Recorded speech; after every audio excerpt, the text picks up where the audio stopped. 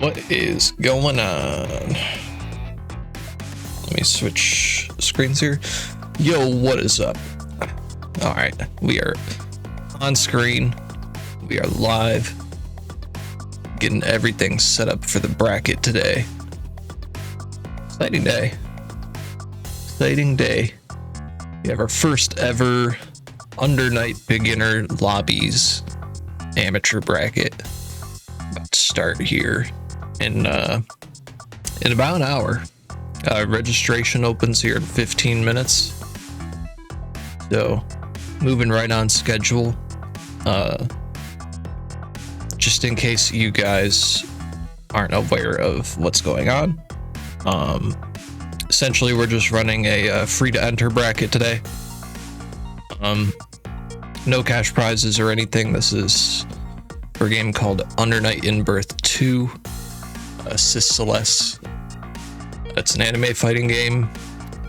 For those of you who don't know much about me or maybe tuning in from various places, hi, my name's Turnup. I consider myself sort of a variety streamer. Yo, what's up, Priestizzle? Welcome to the stream, bro. Or milady, whatever. However you identify, welcome. But yeah, I do a variety of things. Fighting games, competitive games, MMOs, RPGs, single player games, multiplayer games. Really, I dip my toes in a variety of things. But today we're going to be playing and commentating some Undernight. Also, hopefully the audio isn't too bad. I see my mic peaking every now and then in OBS, but hopefully it's not, you know, going too crazy. Just your regular garden variety idiot, man. Hey, I mean, you know, appreciate you being here. We're having a lovely day. But yeah, that's basically what we have going on. We're going to be opening up registration for this bracket here in about 15 minutes. And yeah, we'll see how many people we get. Again, this is just sort of a free to enter for fun bracket. People in this Discord server, the Undernight Beginner Lobby Discord server, have been asking for a bracket, so figured, you know, I like organizing stuff. I'll get something set up. And yeah, so that's kind of where we're sitting. Let me switch over to our game capture, hopefully. Let's see here.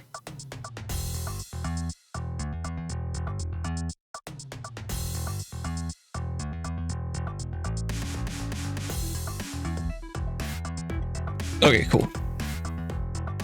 Yeah, so this is Undernight. We're just going to be chilling for a little bit until registration opens.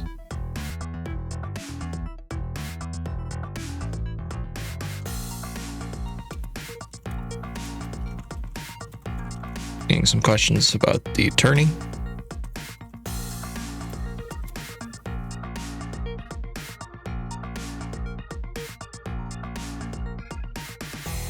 But yeah, we're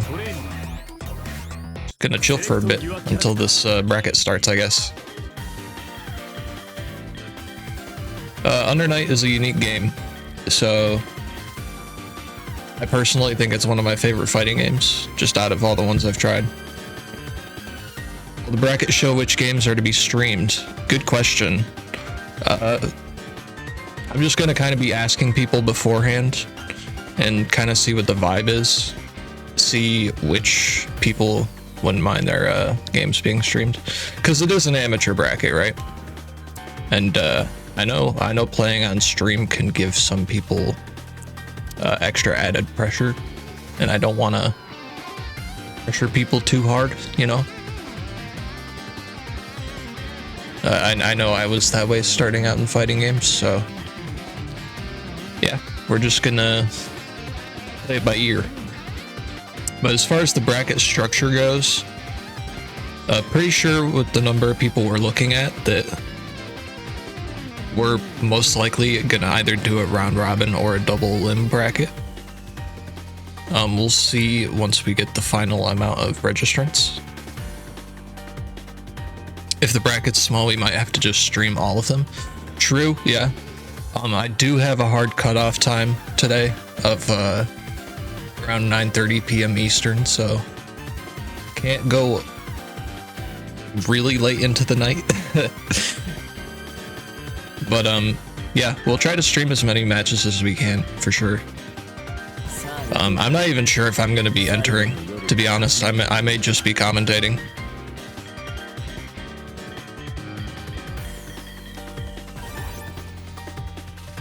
Yeah, registration should open up here in about roughly 10 minutes, give or take. Don't think a 6-hour bracket is very likely. Yeah, probably not. We're probably looking at sub 30 people. What up, Quinn? How's it going, dude?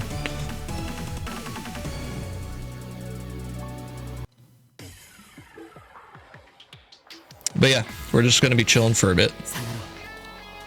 Once we hit 2:30, we'll hop into the Discord, and I'll make sure everybody knows how to get to the bracket and how to register and whatnot.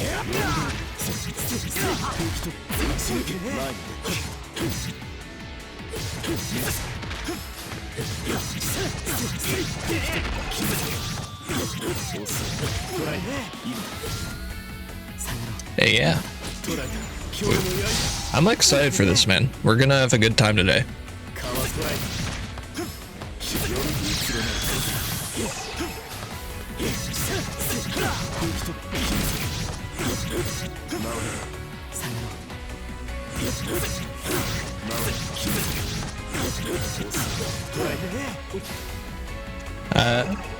I am not feeling warmed up. I will say that. So if I do enter, I'm probably gonna be knocked out very early. But you know, it is what it is.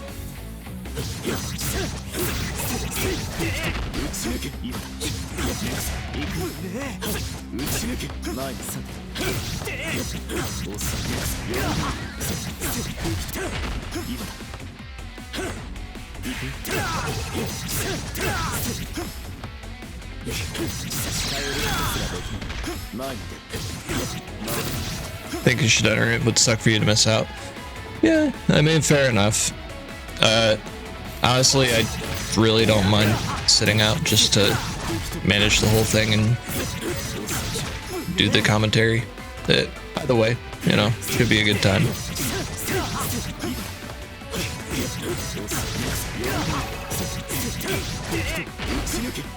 I'm also not a very competitive person when it comes to Under Night. I was for other games, but I kind of just play Under Night because I like hitting cool combos. I'm not really like in it for the glory of winning. Yeah, that don't combo. I need to not do the beam.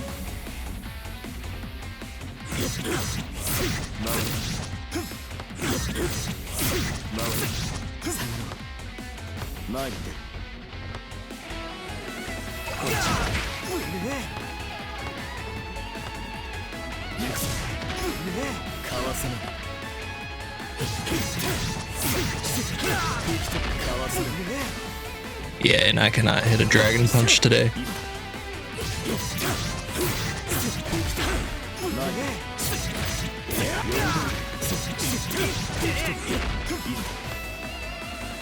I saw this really insane route with Kuon, where you do dash B, that, but instead of the beam, you do yeah, you do is I forget what the fighting game term for it is. Pinwheel.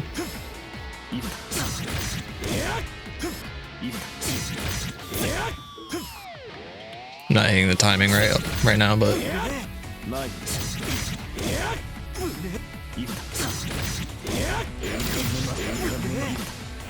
yeah, essentially you hit 2 pinwheels in a row and then beam them down and combo off of that. Pretty cool, honestly.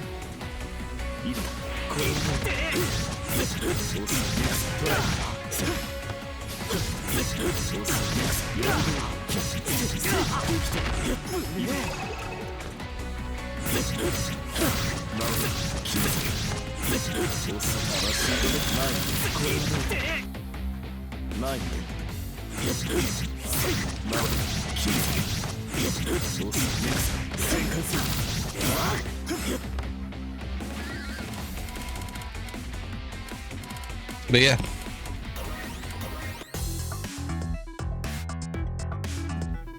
Let's see here. What do we got going on?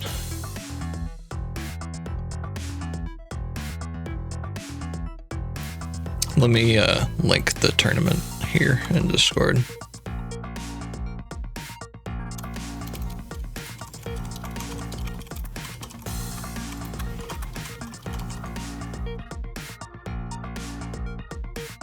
Make sure people are coming in. Think you'd be joining the bracket. Still up for having you commentate? Yeah, of course. Yeah, of course. I haven't joined the Discord quite yet just because, you know, we still have quite a bit of time to start. I set it up so that registration closes at 3:15 just to make sure people have time to register and whatnot. But yeah, once registration closes, we'll get right into the matches and get that bracket set up. And yeah, we'll get the commentary set up and whatnot. I did make a channel in the Discord for stream commentary. May need to adjust permissions though, just so that.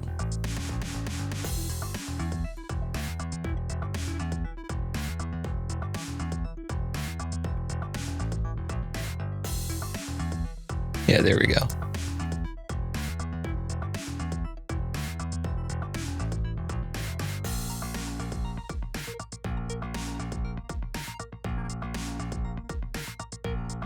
Yeah, locked up the stream voice channel, so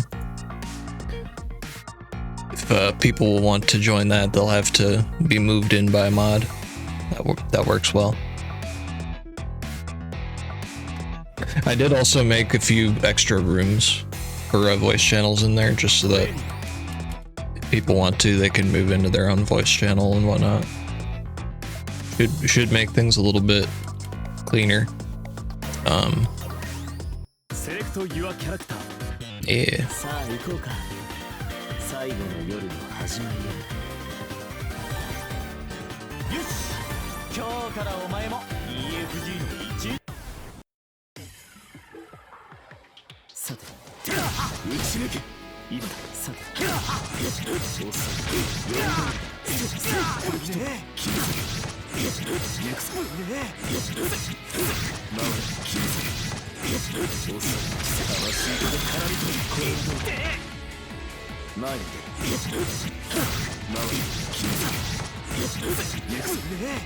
Ooh.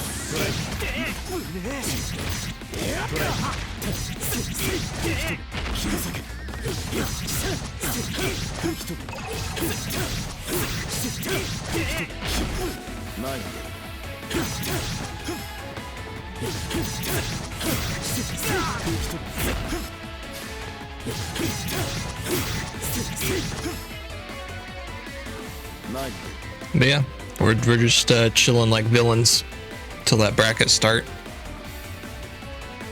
I'll keep an eye on the registrations and whatnot, just kind of see it, if we have an idea of how many people we have, you know?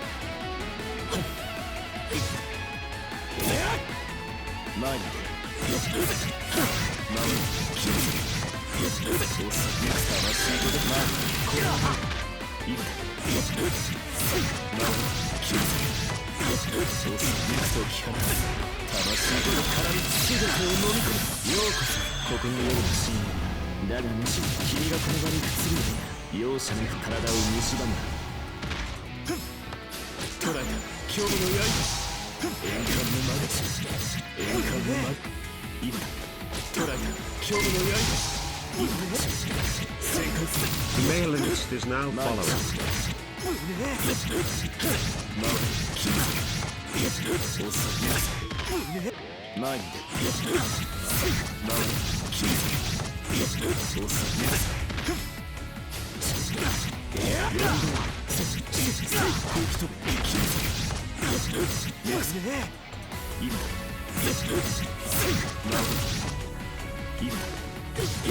Yeah, we're just chilling. Everyone's having a good day. It's a pretty nice day out here in sunny Michigan. We're starting to get the warm weather back, which is quite nice.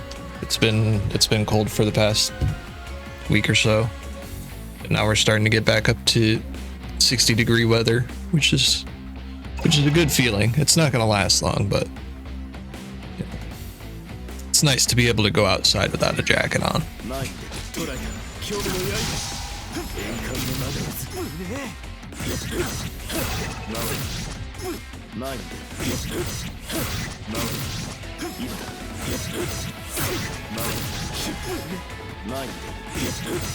Is registration open? Good question. I should check that. Let's see here. Let's check this out and see what we got going.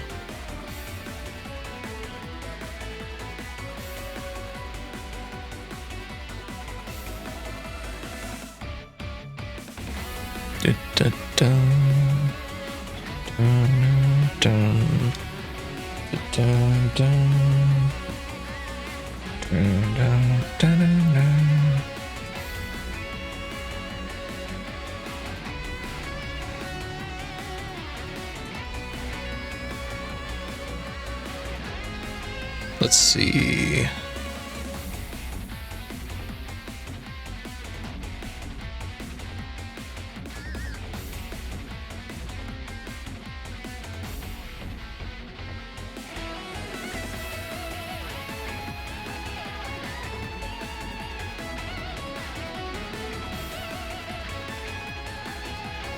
Okay, I've just published the registration. I didn't realize that that may have been needed. So, should be able to register now. Yeah, so let me switch my screen here, just so that we can take a look at this. So yeah, we have UNBL 2 amateur bracket right here. Events, UNBL 2 bracket. There's this join now button. You should be able to register using this now.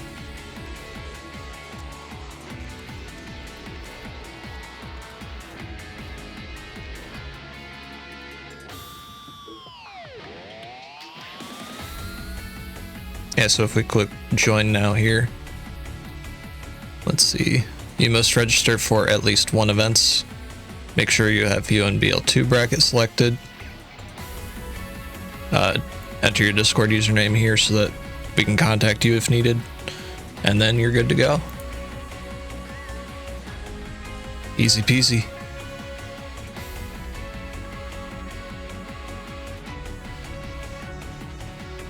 But yeah, if anyone has any questions regarding the event, please let me know. Also, LMAO Lynn XD, thank you for the follow. Didn't see that you followed earlier. I appreciate it. Yeah, should be all good. Should start seeing some people registering.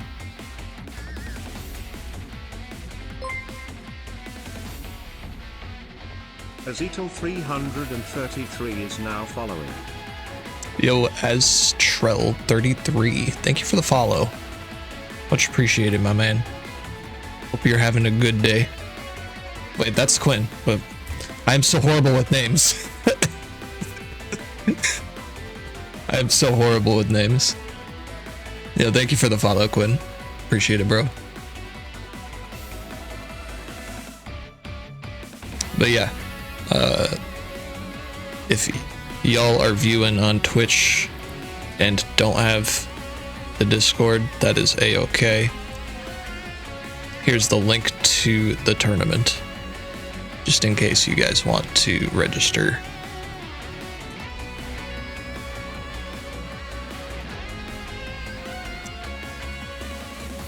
And this is for the Undernight Beginner Lobbies Discord.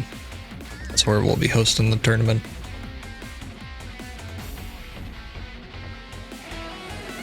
But yeah, should be a good time. Looking forward to seeing what all the players have in store for us.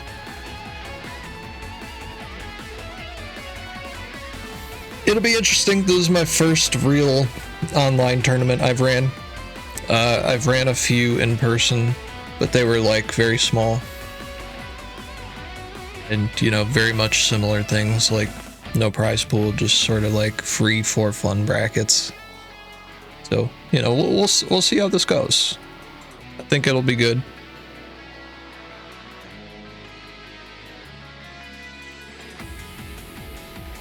I'm gonna join lobby here.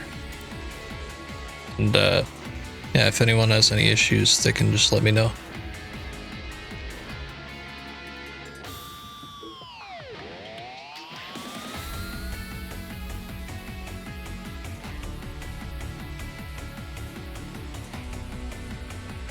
Switch over back to our Undernight.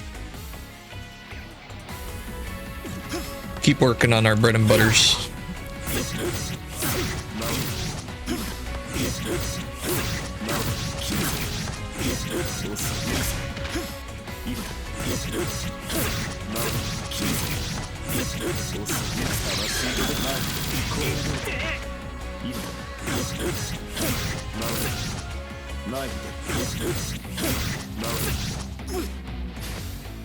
I think I know what the problem is with my DP motion on the controller. I'm not letting go of forward when I should. There we go.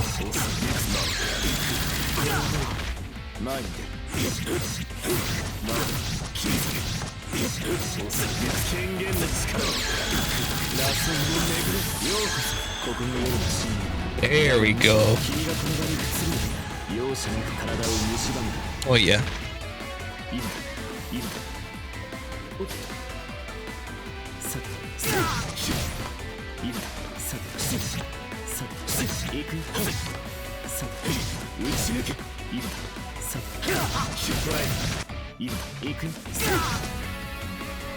Let's set him to crouch.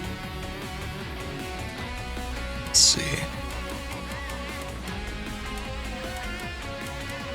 Crouching, no guard.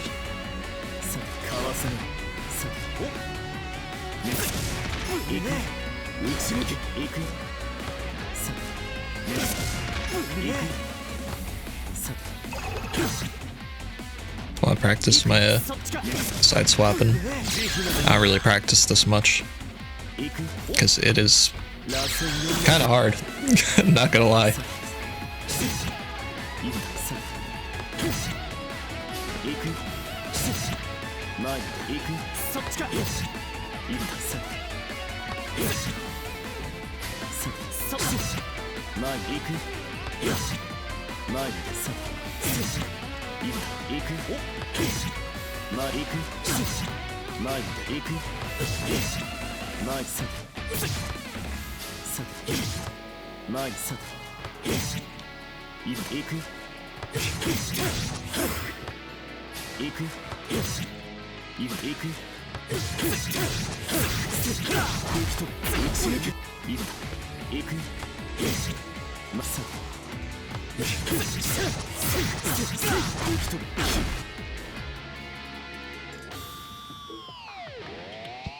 Let's see.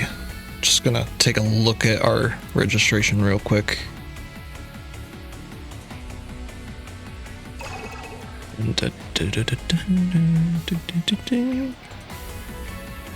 Oh, we got a solid 9 people signed up so far.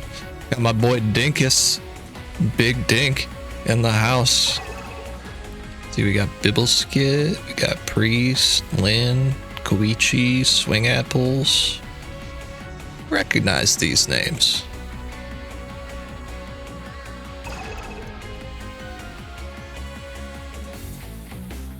Yo, what up? What up, Sean? Oh, it's automatically generating a bracket. Huh. It shouldn't have automatically generated a bracket already.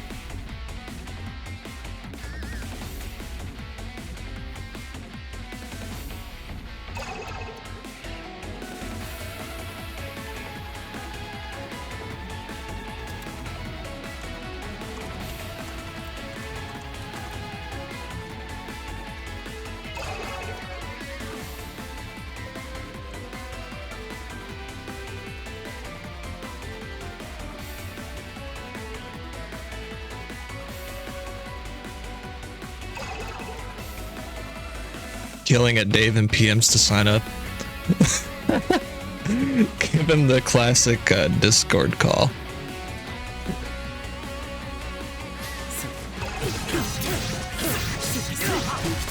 Yeah, classic Dave.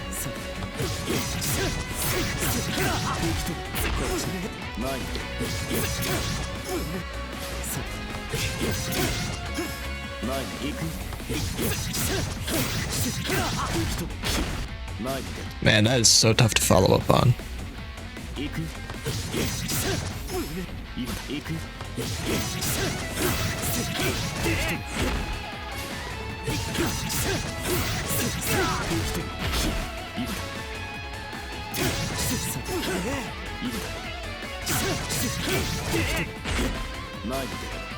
Yeah, for some reason I'm not getting the teleport follow-up after this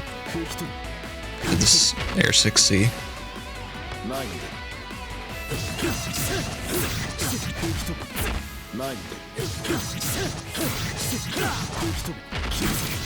There we go.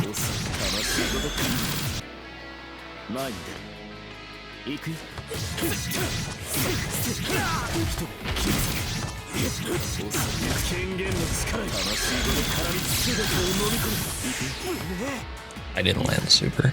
That's sad.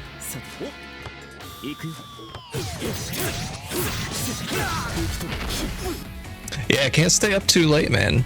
You know? Everybody knew this was gonna be a 3 p.m. bracket. Can't stay up late. That's the classic tournament blunder.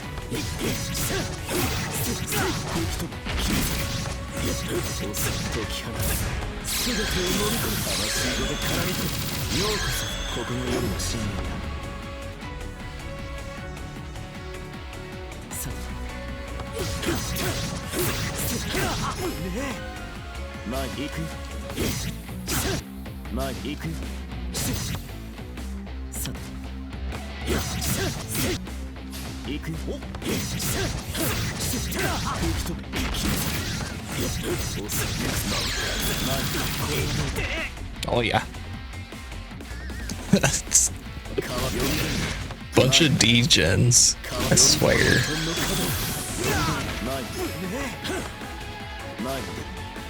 I should really get used to doing Assault C.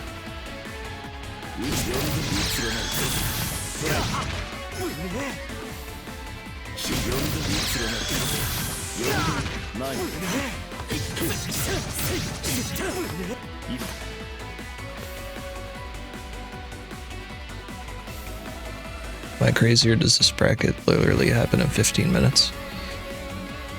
Registration closes at 3:15, boys. It closes at 3:15.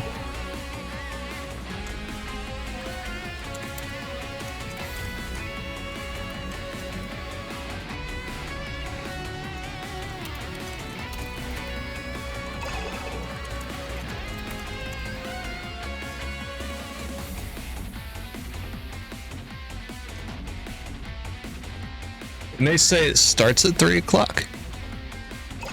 Really, it starts at 3:15. At least that was like the intention.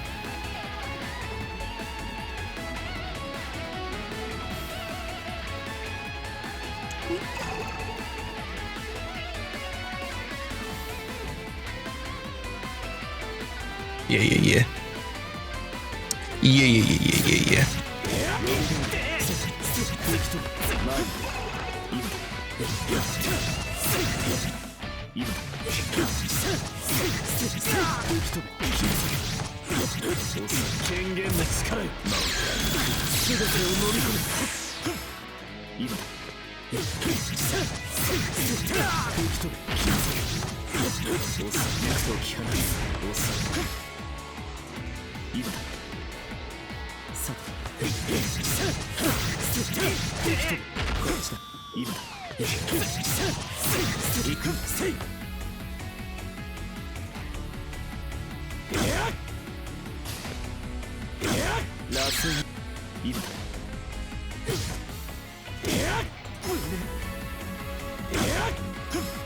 There's a conversion where you do this and then blow up, follow them up, and then do the beam. I've hit it once before, but I haven't really like practiced it. There we go.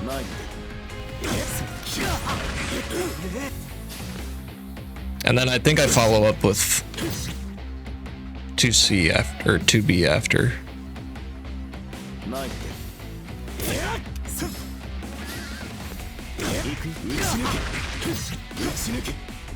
Yeah.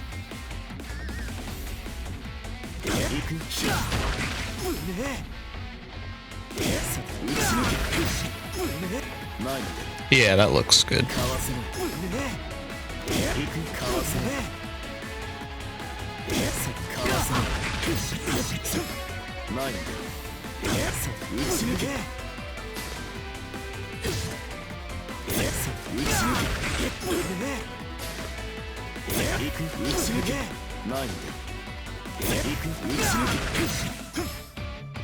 Thing is, I have no idea what to follow up on after that.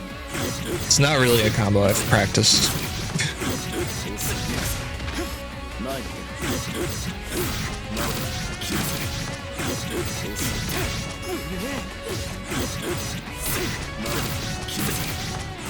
Old dog's barking at something.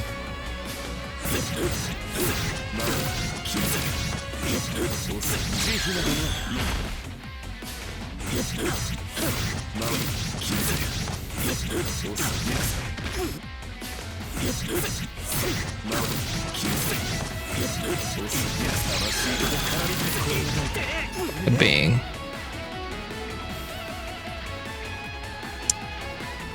When all else fails, smash A plus B.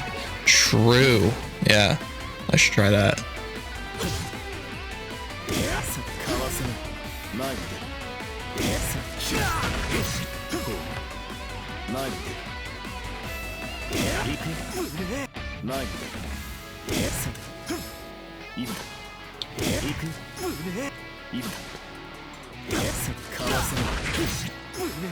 I don't think my fingers are fast enough right now.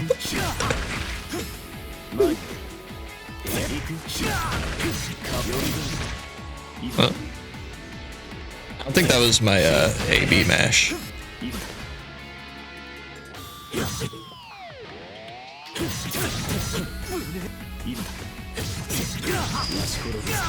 That's what my smart steer finisher looks like.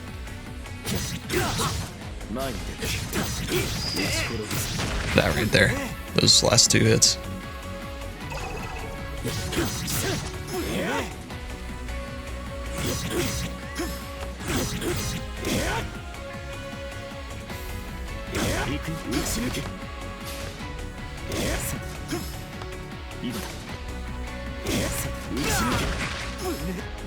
Oh well. Not really a combo that I am attached to.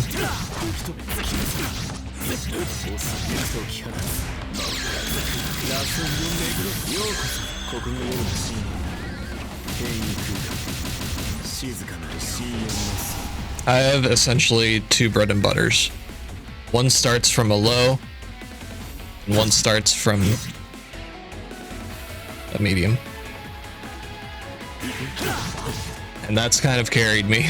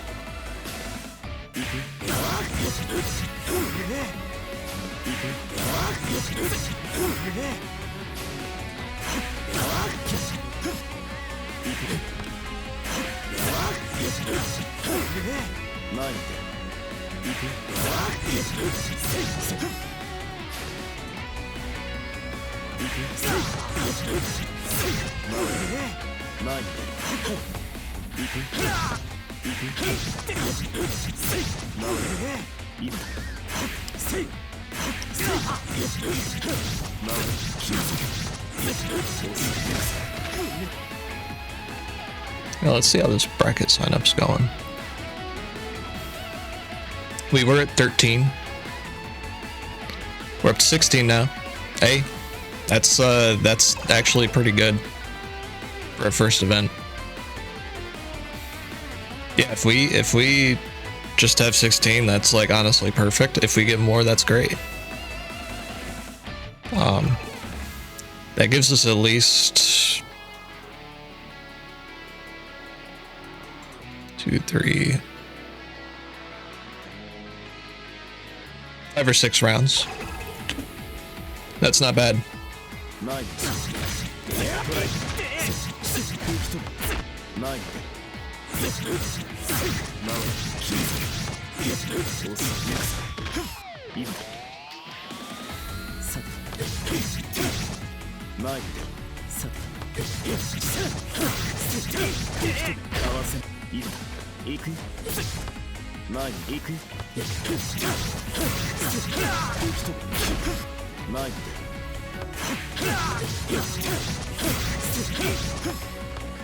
I'm glad everyone was so interested in doing this.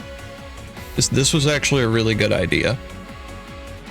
And yeah, I don't mind being the one stepping up to the plate to actually organize this stuff.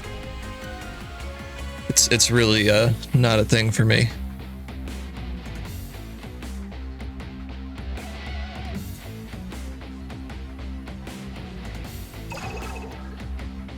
Let me link the bracket again just so that it's further down in the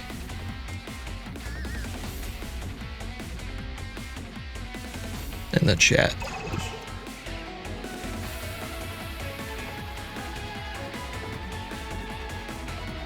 I'm gonna step away from the computer real quick, make sure everything is good with the animals before we finalize this bracket and see where we are. So I will be back in a little bit.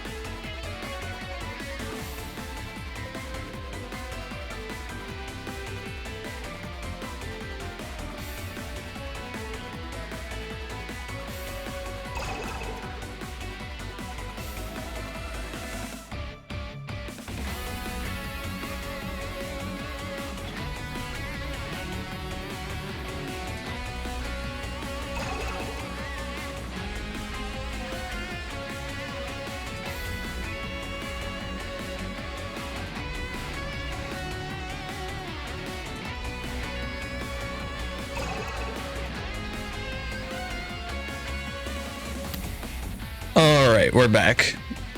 Sorry that took a little bit.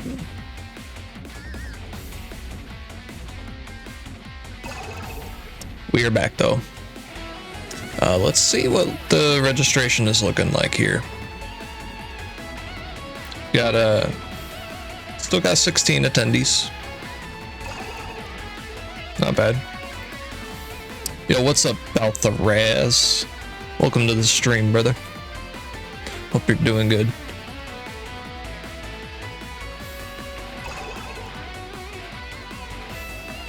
How beginner will this be? Yeah, difficult to quantify. It's pretty much just for anybody to join. I'm not gonna say that this is like you need to be this short to ride, you know. Like pretty much anyone is free to join. It's free to enter bracket. There's gonna be no cash prize. First place prize will be art of a character of your choice from Uni. Thanks for the stream. No problem, dude. No problem. Yeah, should be a good time. That's the most important thing. We're just trying to have a good time, and we're all here learning together. We're all gonna be dropping combos left and right. It is what it is.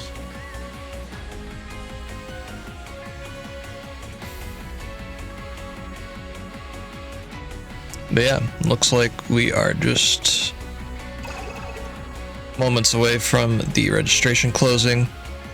Again, registration closes in 15 minutes. So if you guys haven't registered and you want to, you're free to join if you want.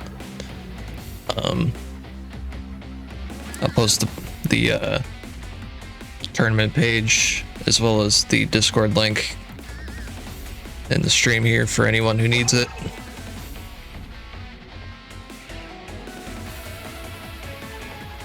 We got some new faces in here too. Any Neo, thank you for coming to join the stream. Hope you're having a good one.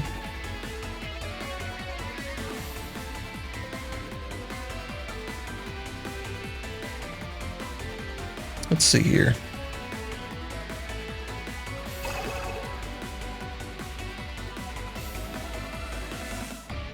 I do recommend anyone as well, if you're just waiting for the bracket to start, feel free to hang out in the lobby, chill. I'm definitely muted in the lobby, but you know, if anyone needs anything, just give me the word. I'm here to help. Gonna get back to the lab for a few minutes. We'll check out where the registration's at in a little bit. For some reason OBS does not want to capture Uni.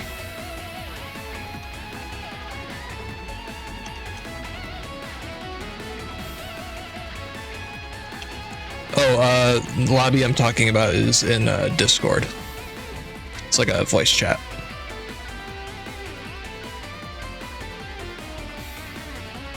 Yeah, I may need to relaunch Under Night here.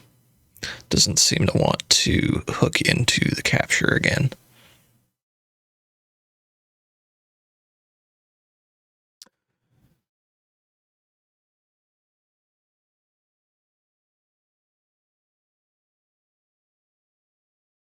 Quinn with the big help in the Discord.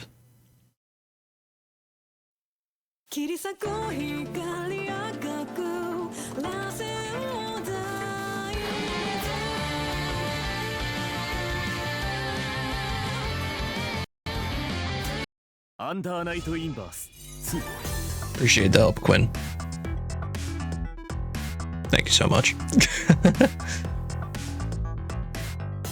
Much appreciated.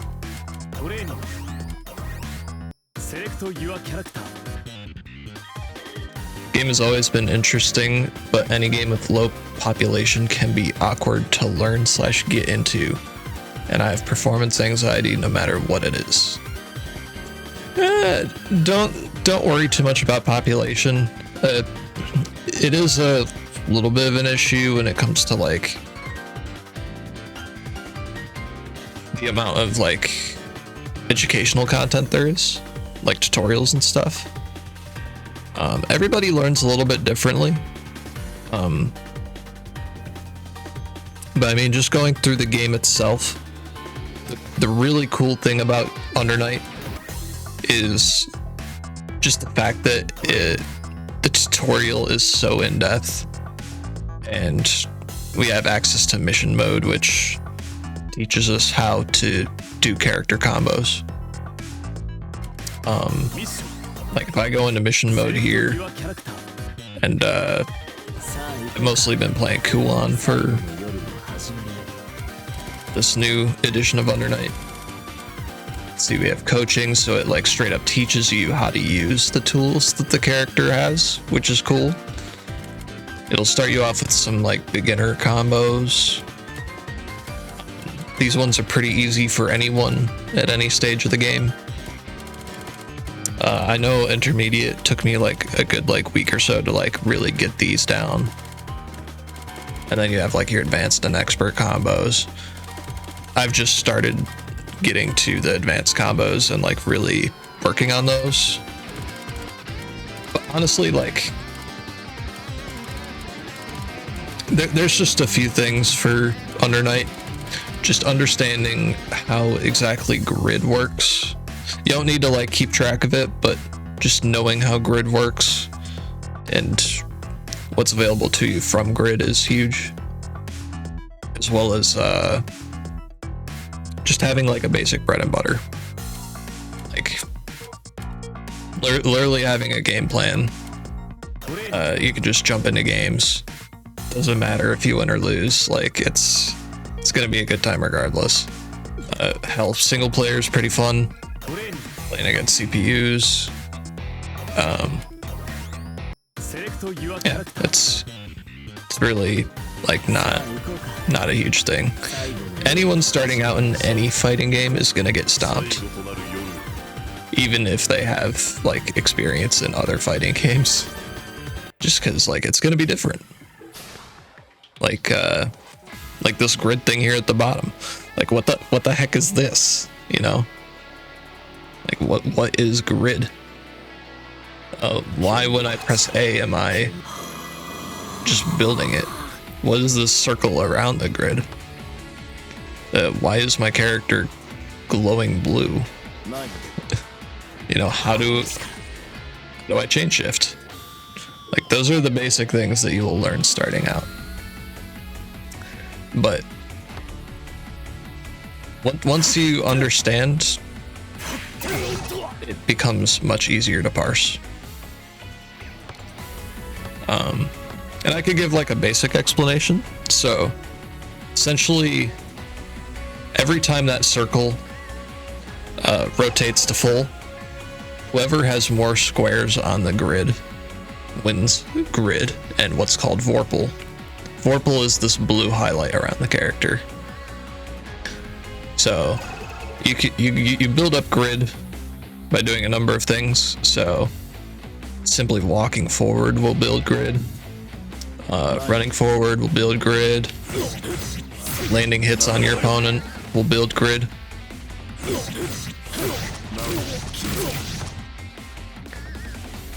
Concentration will build grid. You can also lose grid. So holding back, generally discouraged in the game. Like moving backwards, yeah, you're gonna lose grid. There's also defensive grid build. So let's have our CPU start hitting us. Oh, you see there, I was trying to shield and I got my grid broken because I was holding the wrong way. So yeah, with grid broken, I no longer have access to important grid tools until the next cycle.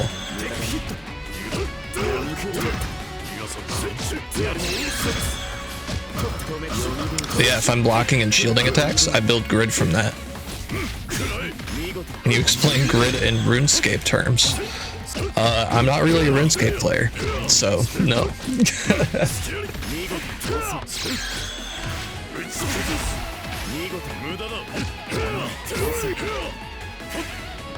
But yeah, so as you can see, shielding is full because you build more grid and you have less recovery frames. But if you block wrong, you're gonna get your grid broken like that.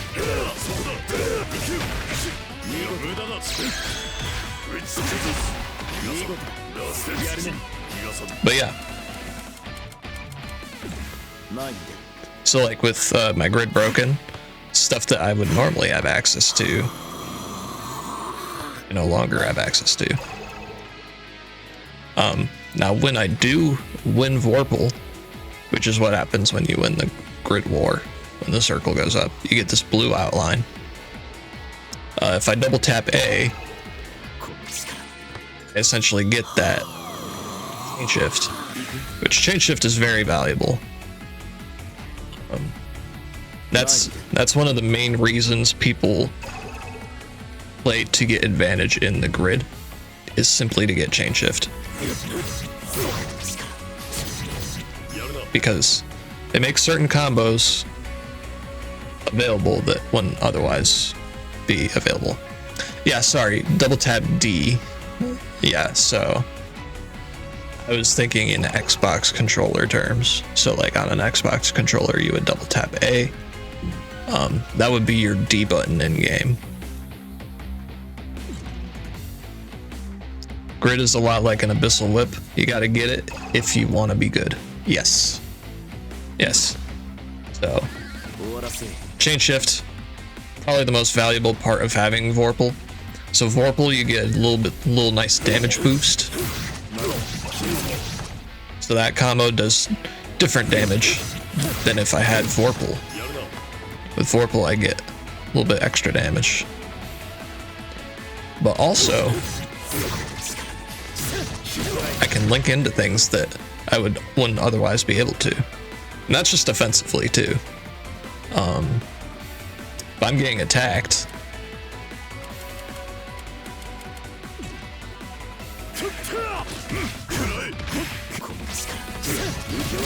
I can use chain shift to react to what my opponent's throwing out,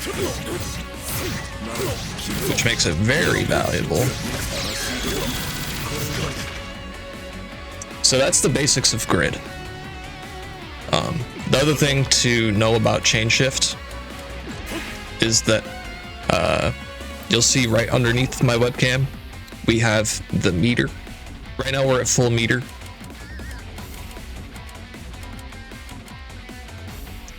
But let me see if I can reduce the meter.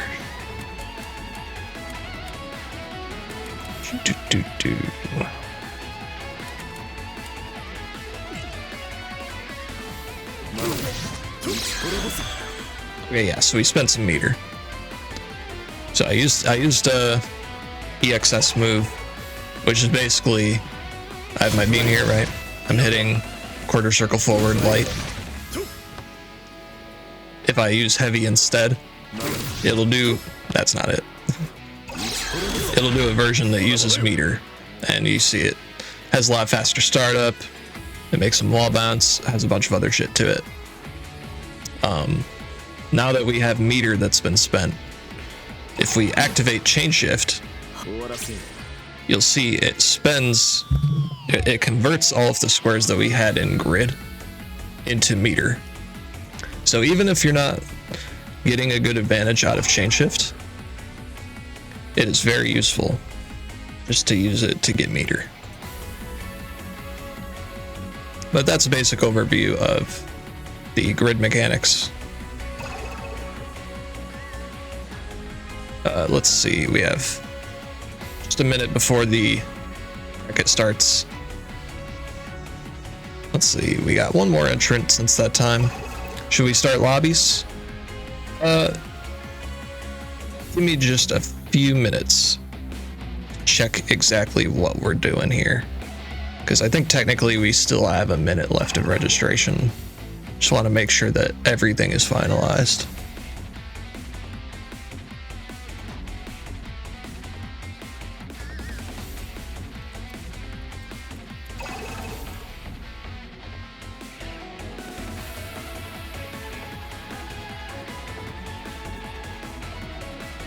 Yeah, registration should be closed now. Okay, cool. Yeah, registration is closed.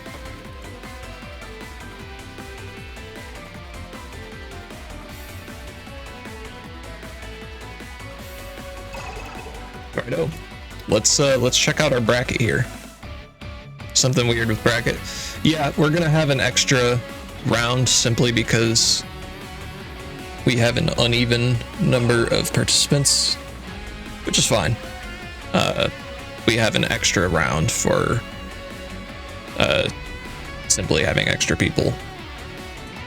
But yeah, we will check out our bracket here.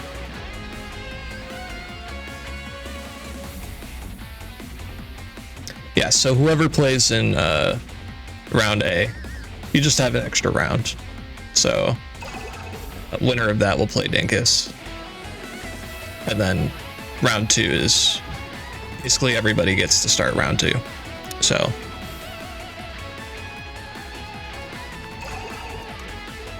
yeah, best of 5 for the entire bracket.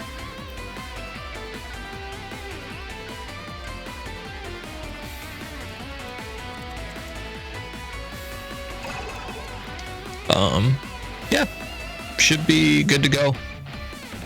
So yeah, essentially whoever you're playing, try to find them on Discord. The hope is that, you know, you guys can sort of contact each other and get your matches arranged.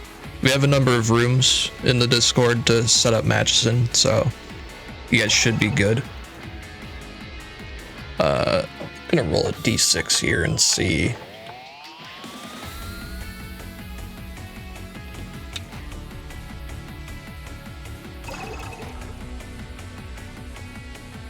Okay, I rolled a 2, so forensic and swing apples. Yes, it is time. It is time. I'll move up to the stream room. Quinn, if you join the lobby, I can move you up there as well. We could get started on commentary and whatnot.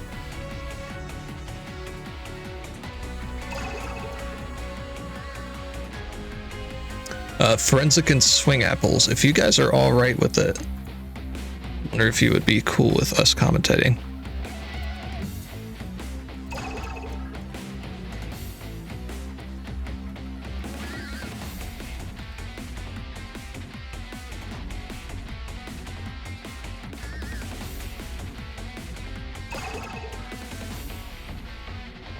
And we have Quinn. What up, Quinn? Let me see if I can turn game volume down a little bit. I don't know if that's just on my end. Sorry, trying to even out volumes a little bit. I also had you put down a little bit. Can you talk again? Yep, can you hear me? Yeah, perfect. Alright, cool. R.I.P. Dave, pour out one for the oversleeper. There's always one. It's so unfortunate. Okay, cool. So yeah, it looks like we have a match to commentate, which is awesome. Yeah. Let me get out of training here. I remember how to. I'm not actually sure who my opponent is. I don't recognize the name at all.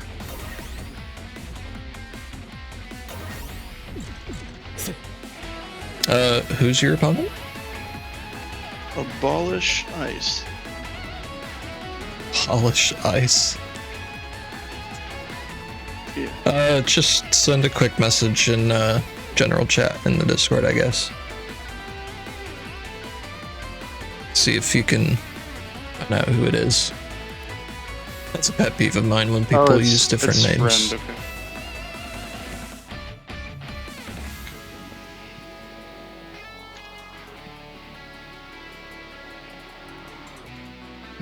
I'll try to get a lobby set up. Okay, people in the Discord are saying that you can't check in for matches yet on the bracket.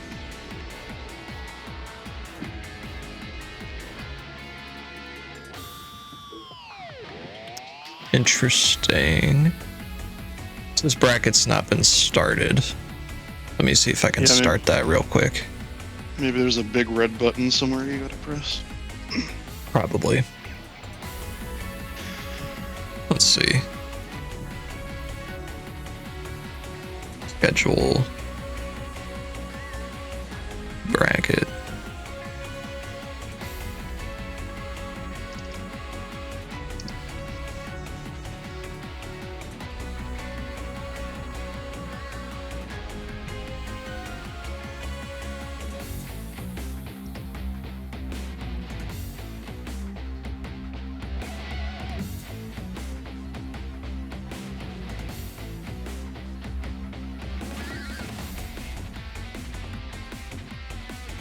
Yeah, I have no idea how to get this started, actually.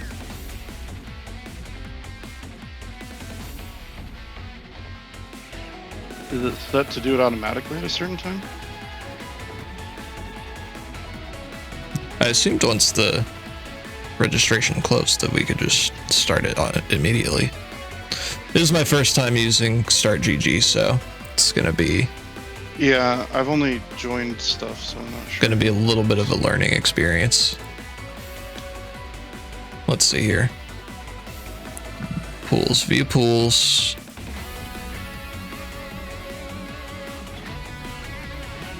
Bracket. Mark all seated. Save.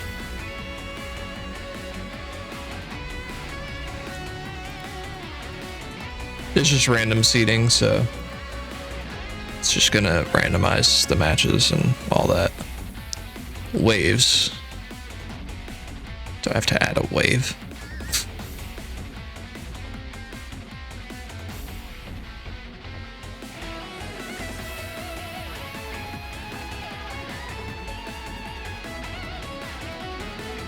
Edit round settings.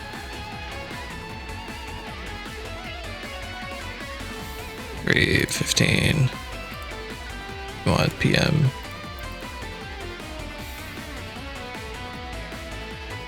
Give it a good 20 mins.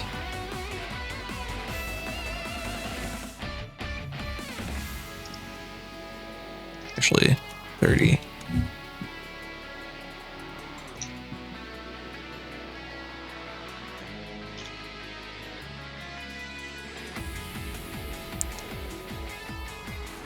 Start bracket. Okay, cool. This will finalize the bracket.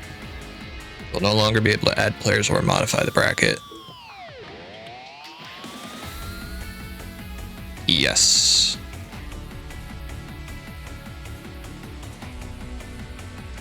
Okay, should be started now. Cool. It looks like it only started the first wave. Yeah. Edit round settings. I guess we might actually just have to wait for them to finish the match before we can even check in for... No, that's totally fine. We'll do this first match. And,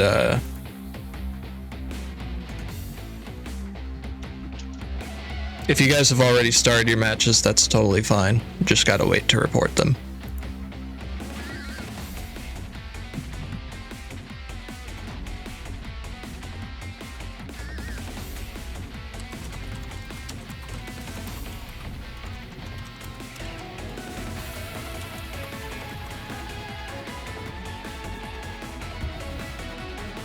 Yeah, we'll just get a different match.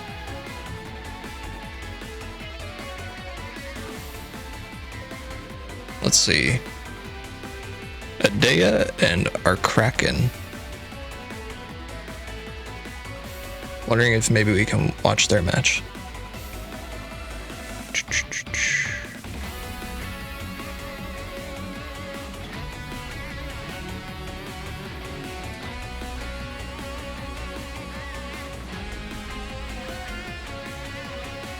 Attendees.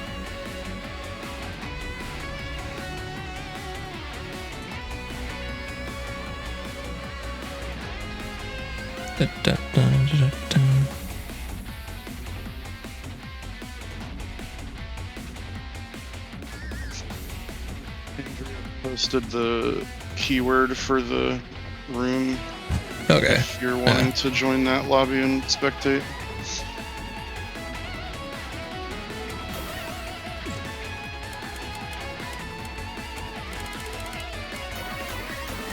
Let's join that one. We'll get in there.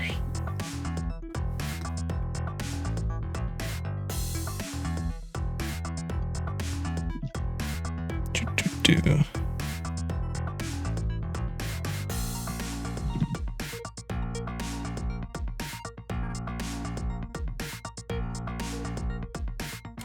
Alright, joining that up real quick. I can stream on Discord for you as well, just so you have a real time if you want. Or if you want to join separately. Either one's fine with me. I'm a giant idiot, so when I tabbed back into the game, I pressed the wrong button and I accepted the match with friend, and I had to Alt F4 out of the game so that a game didn't start. So apologies to friend.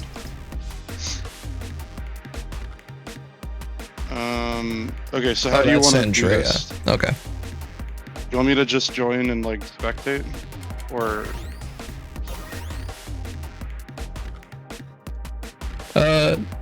Yeah, let's just do that for now. Okay. I know Discord can do some weird stuff with screen share while streaming to Twitch at the same time. Yeah.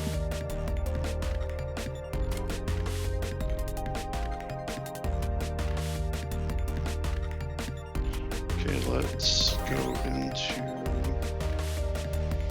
What's the button for spectate?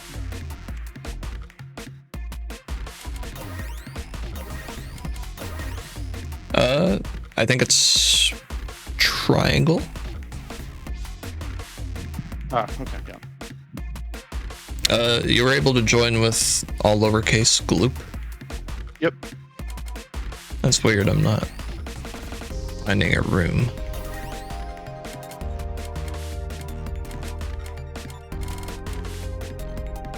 Came right up for me, I'm not sure. Do you have any filters on?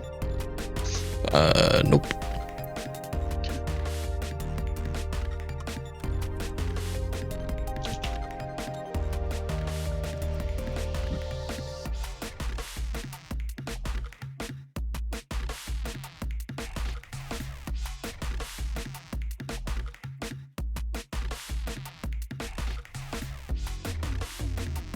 I don't think there is a player limit. When I looked at it, it said 2 out of 9.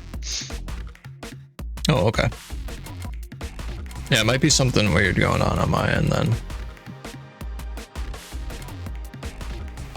Apologies for the technical difficulties, guys. Yeah, I mean, there's a learning curve with this stuff. It's not a big deal. Yeah. We'll get it figured out shortly. Once we do it the first time, I think it'll be a lot easier.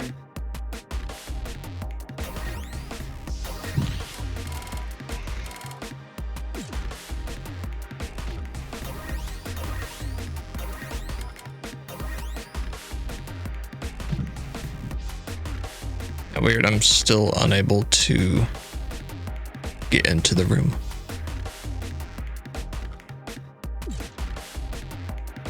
Yeah, I'm not sure. I found it right away. Let me close out my game and then I'll relaunch it. Sure. It's probably just an issue with the game launch. If that doesn't work, we can always just switch the host of the room. I don't mind hosting it. Yeah, I didn't even think of that.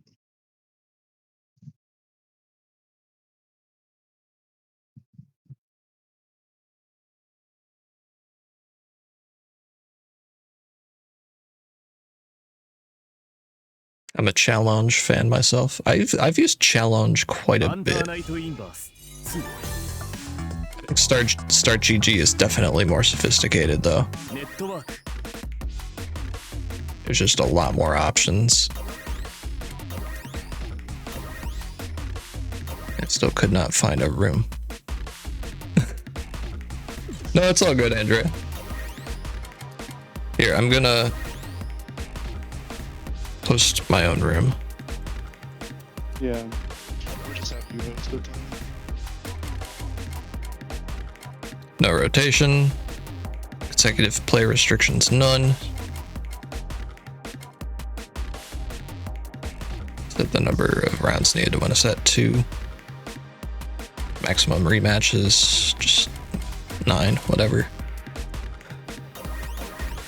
I would put the maximum rematches up to. Yeah. Sorry, I forgot the stream is delayed. So Yeah, I'm watching what you're doing on stream. Okay, you're good.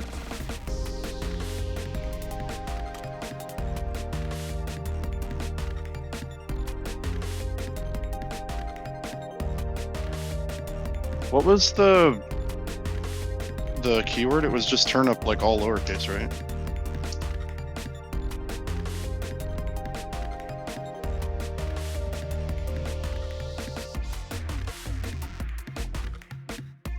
Turn up? Yeah, it's just lowercase turn up. Because no, I can't find it.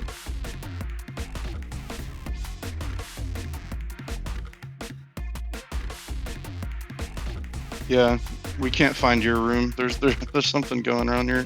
What the fuck? It's so weird. Okay, do you want me to stream the match You on stream Discord? over Discord. Yeah. Okay. Let's get this Andrea, match going. can you open a room again under Gloop and we'll just flex to that? It's so funny.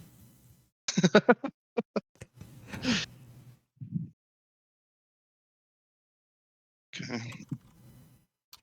I am going to stream my screen. I might not be allowed to.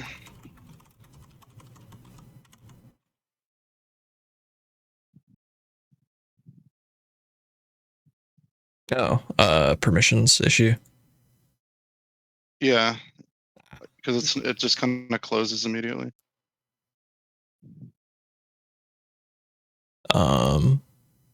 Yeah.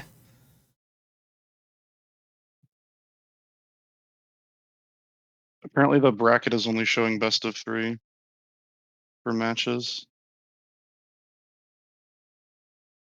Whoops. I think it's probably too late because you already started the bracket. I don't think you can change things now. Yeah, as long as we just report whoever wins, it should be fine.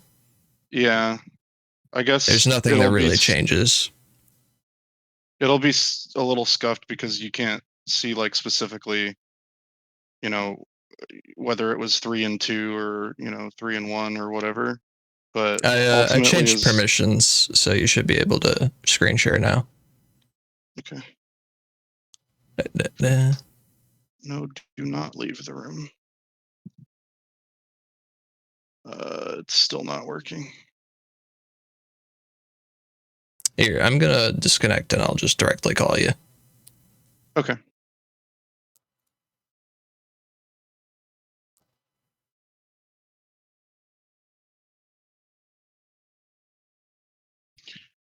There we go.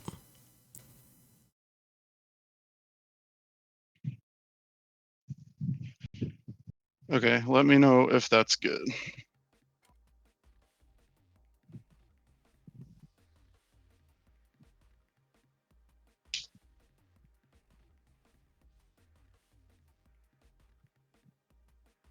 Little view behind the curtain here.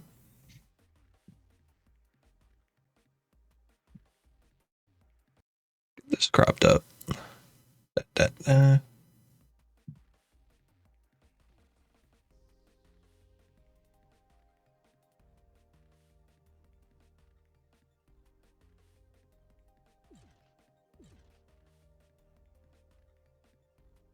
work for now. Okie doke. I do have your volume set to max and it's really quiet for the game audio. Don't know if that's something that Yeah, I We can have my fix. in-game audio set to a bit low.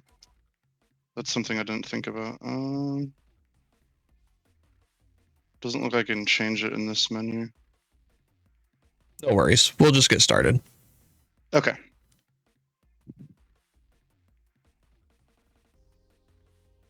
Alright, so we Alright, have Andrea versus Arkkraken. Arkkraken. Apologies if I'm saying that wrong. Okay. I told them to begin the match. Okay.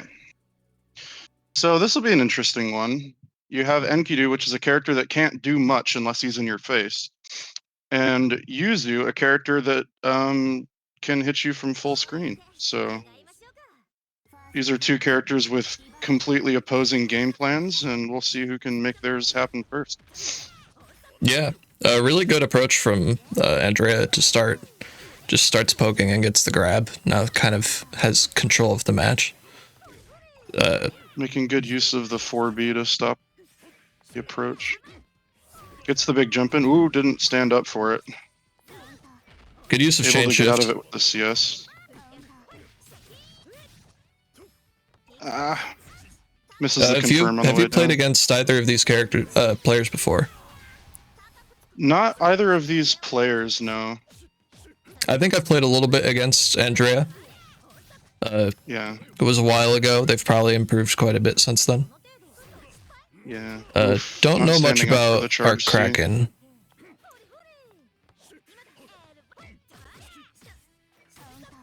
Nice, good frame trap. Let's see if Andrea can clutch it out here. Got him in the corner. It's getting close. Keeping him back with the pokes. Yeah, right now, Arkkraken's just trying to find a single hit in. Yep. Can't get it. The zoning is Staying too in strong. stance, just zoning him out. Good play. Nice round one.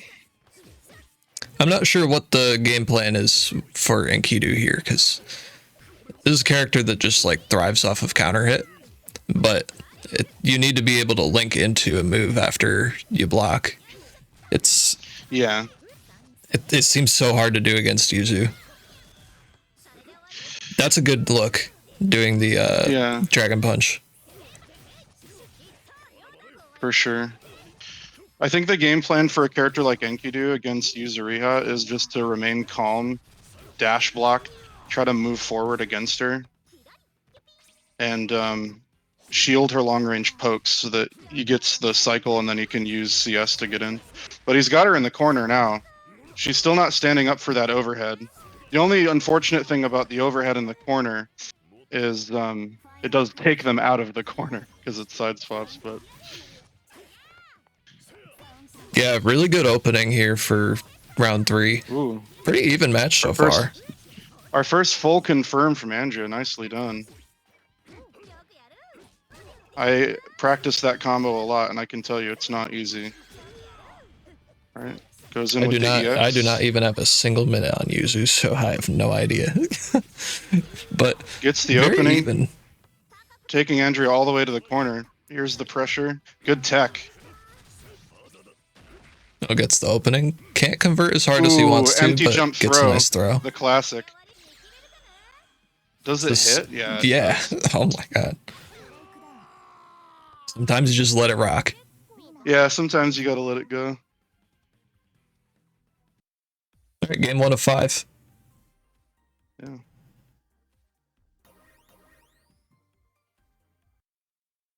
Well played, well played. Let's see if Arkkraken can make the little adjustment. He was close enough to winning. Let's see what he can pull out to get his own match on the board here. He was doing really good when he had Andrea in the corner. Oh, good parry. Yeah, got Andrea in the corner now. Pulls with the charge C. I like the side switch. Just trying to keep them under pressure. Just make them guess, hey, is it alright to throw out a button or not? Yeah. Gets the open up on the jump in. Really good. That's a full confirm into EX. Tons of corner carry on that. But Andrea had the CS and was able to Oh, what a confirm. Oh, Into CVO. Ooh, invalid yeah. combo. That's unfortunate. We take those though. All Good the throw. mix. It's all in the throw. Yeah.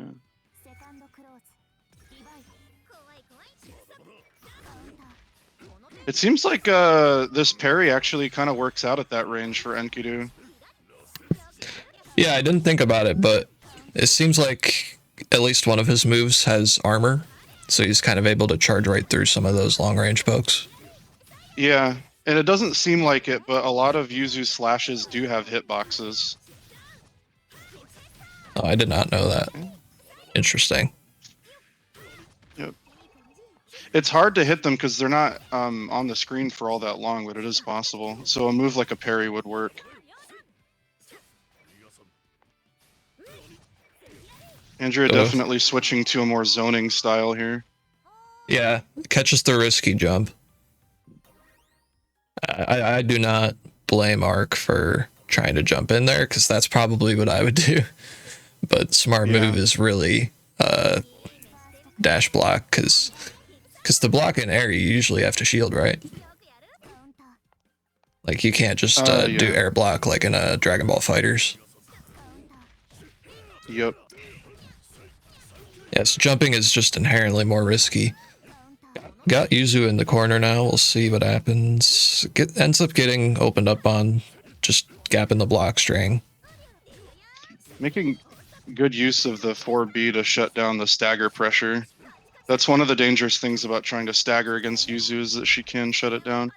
The only thing is that the parry has it actually has a range about from her neck to her belly button, and if your hitbox doesn't land in that window, the parry doesn't work. So it loses to basically anything that hits outside of that window. Interesting. Making it work with the zoning.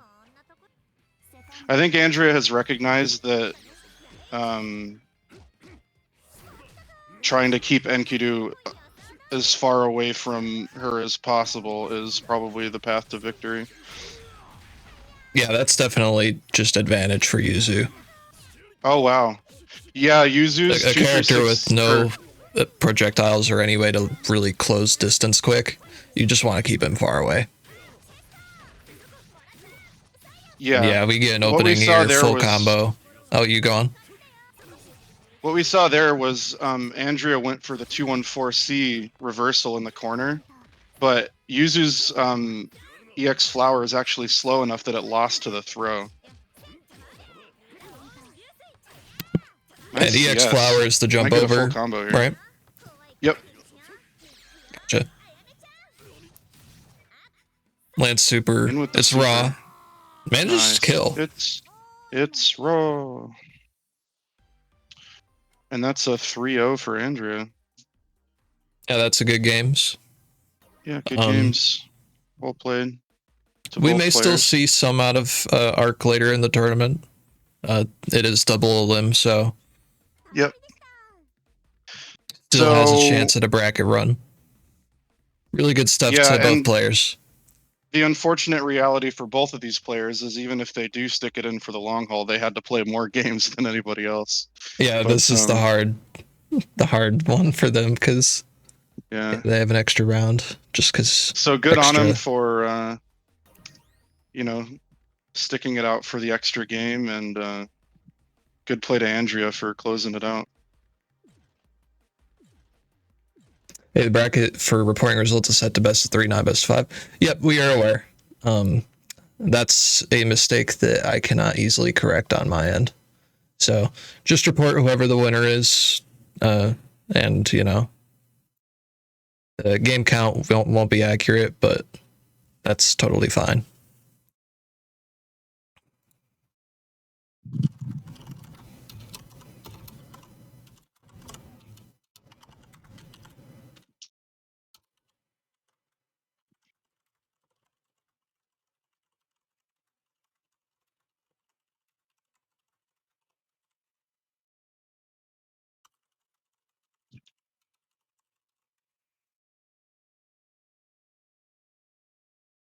All right.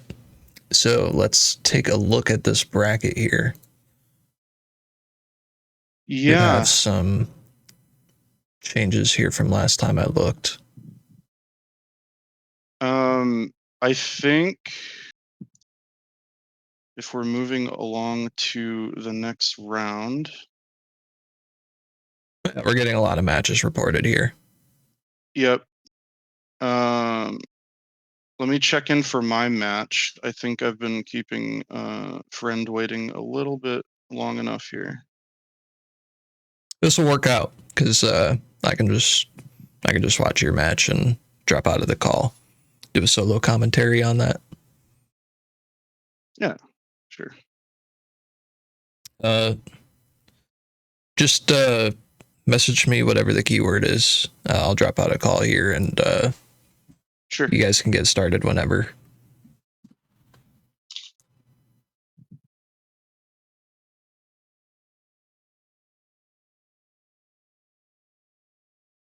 That super was on reaction. Seemed like it. Yeah. I do not doubt people's ability to land super on reaction. Though. I mean, could have been preemptive. It's very hard to tell, you know. Could have just been like, we just let it rock. Either way, good stuff to Andrea. Really good showing for a first match. Let's see if we can get another game up. So let's see, we have Quinn versus Abolish Ice. What a name. What a name. Gonna get this up here real quick.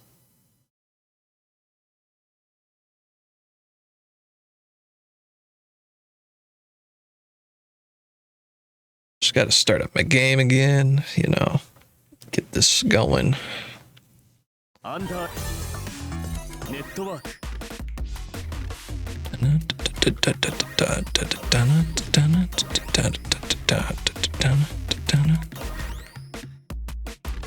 That match was like on 40 frames of rollback. Not a good place for Yuzu. It didn't look that bad. But you know, looks can be deceiving, I guess.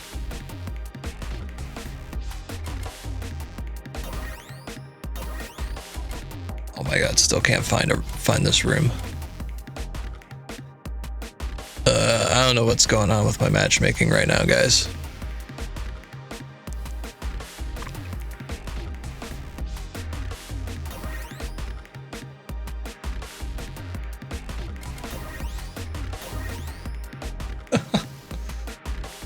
Oh my goodness.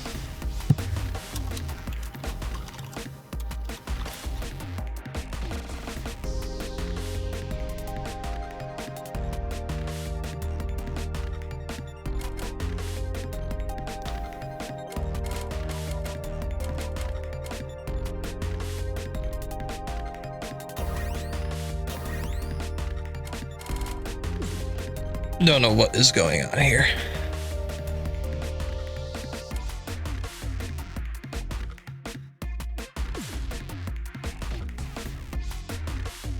Give Quinn another call.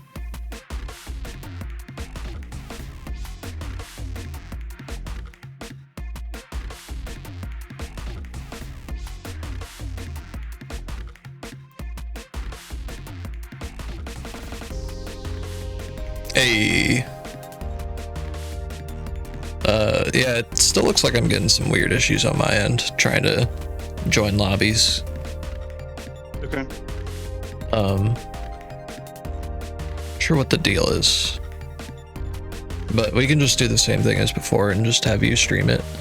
I'll mute in the call, so, or mute and deafen, so I'll just solo commentate this. Alrighty.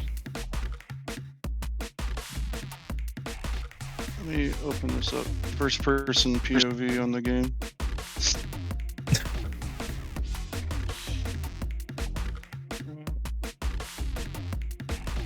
Can't check in for another 21 minutes. Oh, jeez.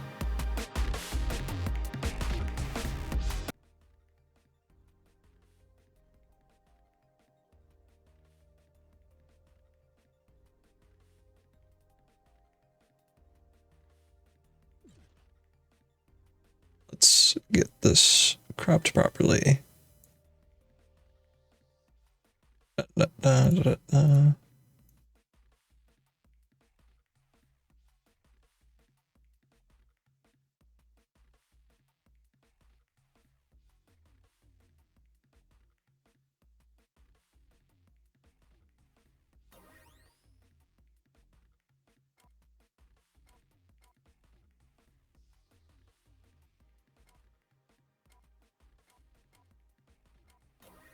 That should be good enough.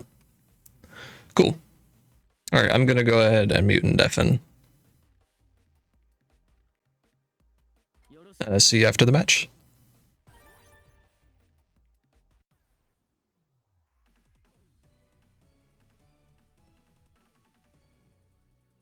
Quinn versus target employee. The names here. I'm just gonna call him Target. So let's see.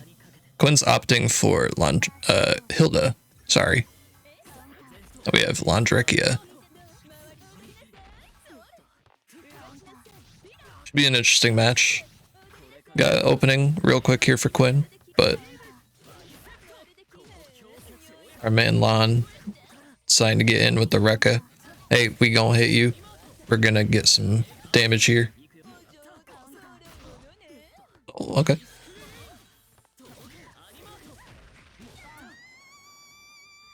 Quick round one for Lon.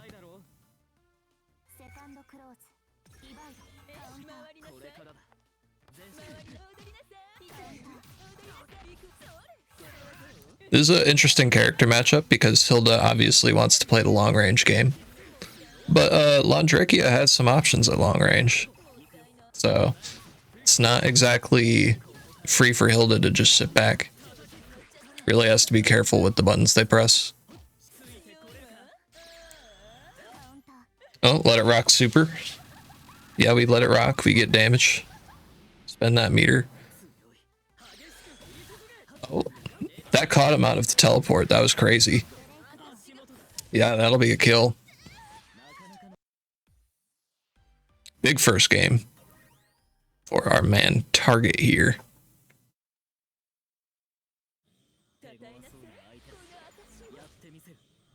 First out of the best of 5 though. Could go either way. We'll see if Quinn can make the adaptation needed.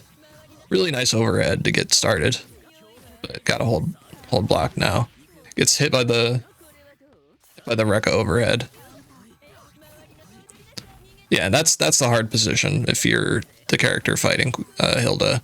You really want to close that distance to start doing stagger pressure, but you know, when she's throwing out hitboxes like that, it can be fairly difficult. But big grid lead for Lon. He's winning Vorpal reliably. Big health deficit, but you know.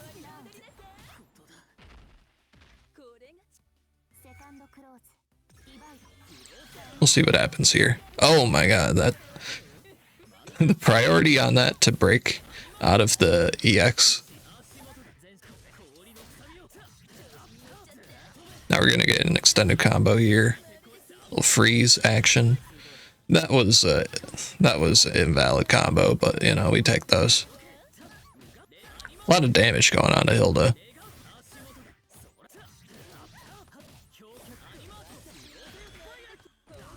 Oh, veil off. We have some life.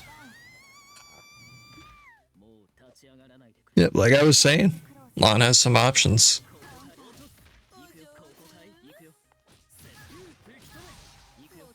He's not exactly helpless at range. Has some counterplay. Got a couple nice grabs into Rekka. See how much damage he can get off this? This is already a 3,000 damage combo, so it's a lot. Still pushing for more. Then Rekka's out of that. Jeez. That is brutal. Londrekia is a scary character when piloted by someone who knows what they're doing with him. This is match point for our Londrekia player here. We'll see if Quinn can pull it back.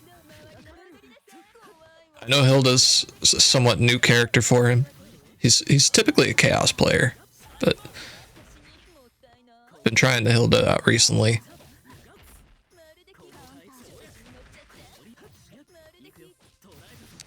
Oh, gets grabbed. Sets up with EX.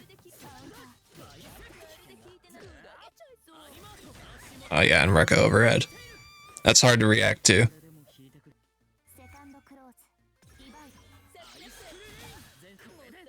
Yep. And Hilda just gotta be very careful with buttons to press. This can happen. Alright, gets an opening. Gets full combo set up with the Oki. Hold and block. And it gets caught.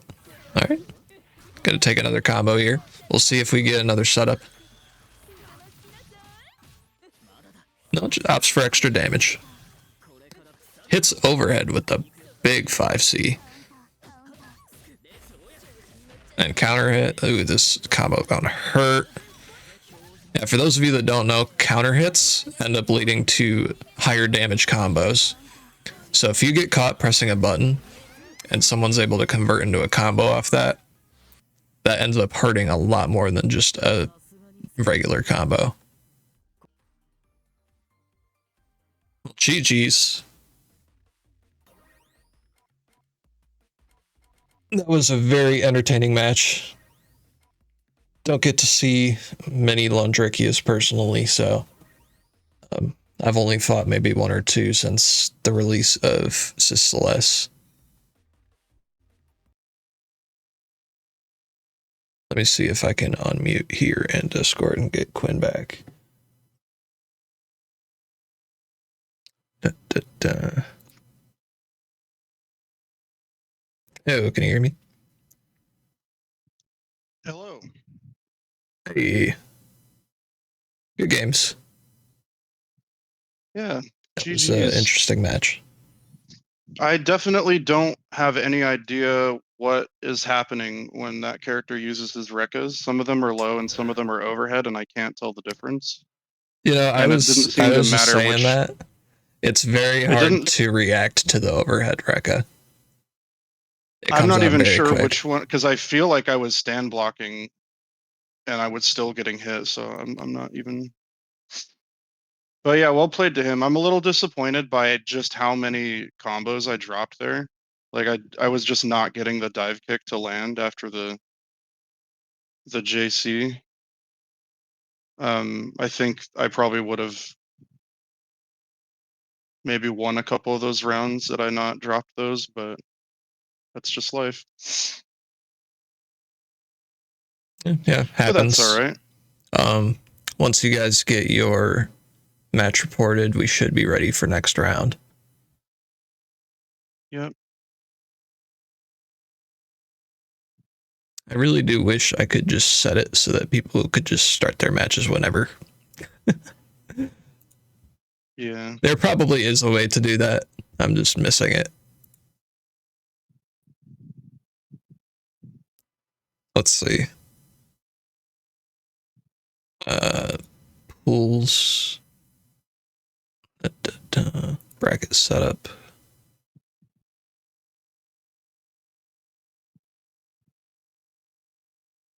I'll just go back to the bracket, see if it starts next round after you report. On my screen, we're still waiting for Brise and Icy. Oh, okay. Didn't realize that. I'll add them in the Discord and see what's up, because I think they've been in a room for a while, so they might have already done it and they just don't.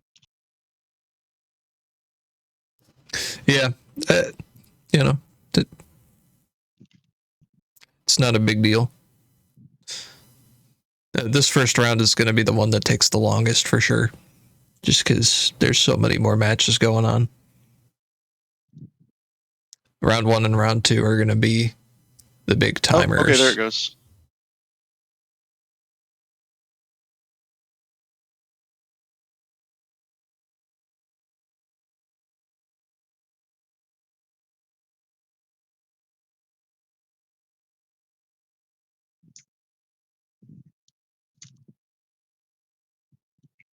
Is it wanting us to do all of the losers games too before we move on? I think it is, yeah. Okay.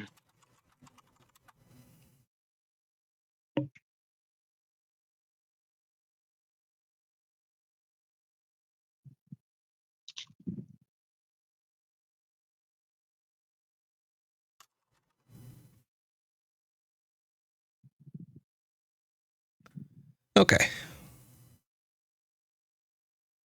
I know Andrea wasn't able to join my lobby when I made one, so maybe we'll get a different match for winners quarterfinal, just so that we can hopefully get something set up. Yeah. Da, da, da.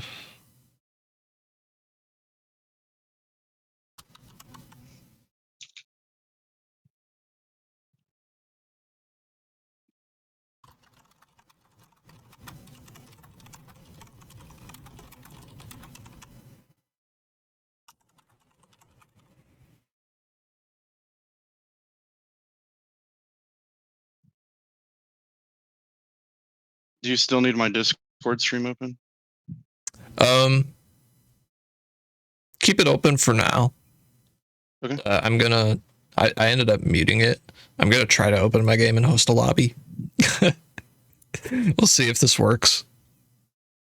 Okay. I'm gonna play my match against Bibbleskit and then because I think, yeah, it's just the losers round 2 that we're waiting on in order to move on in the bracket, so. Okay, sounds good. Alright, I will be back shortly. Okay. Get this room set up here.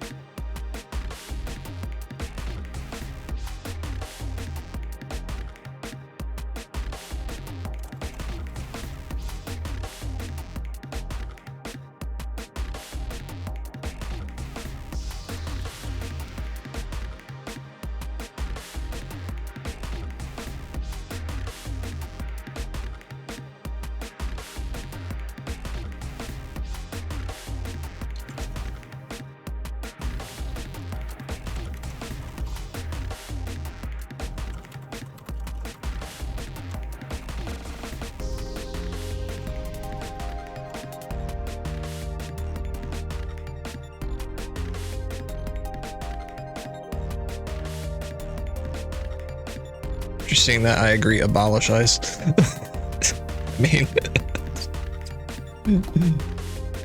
listen, man. Tournament players are just built different. Fighting game players find the funniest names for anything. Let's see if we can get people in here for this next match. Could not find room still. What the?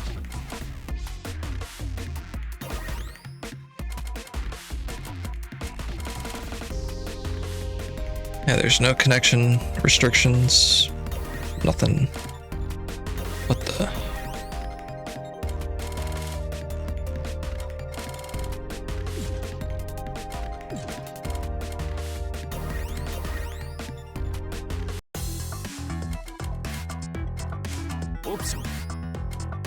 Now let's see here.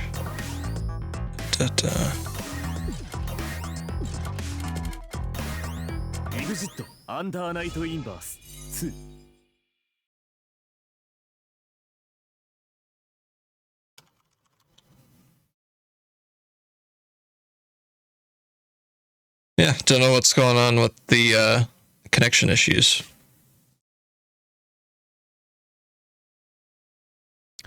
Either way, try to keep this going. We may just skip quarterfinal for spectating. I think I may need to just verify integrity of game files, make sure that everything's good.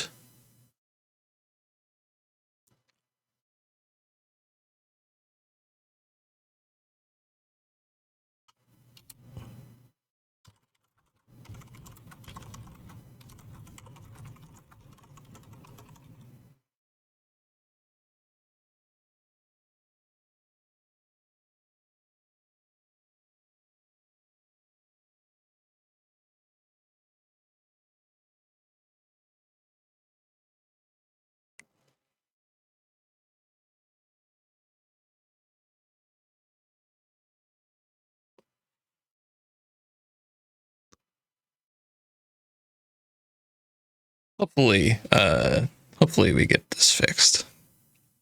It says it's patching. Maybe there was just something on my end that was messed up.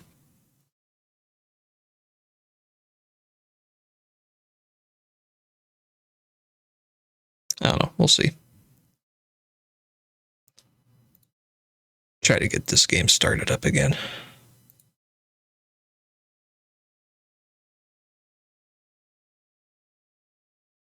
Thank you guys again for tuning into the stream, by the way. Hope everybody's enjoying the bracket.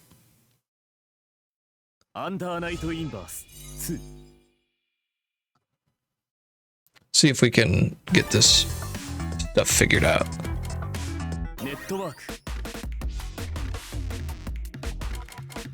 Let's see here. Try creating a room again.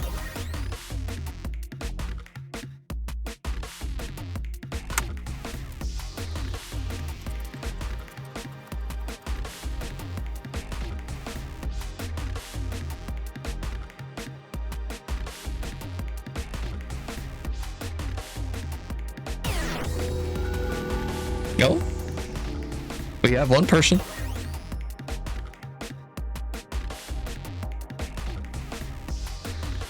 That may actually have been the fix. Just verify integrity of game files on Steam. Yeah, I must have just screwed up my game install somehow. Weird. Very weird. Either way.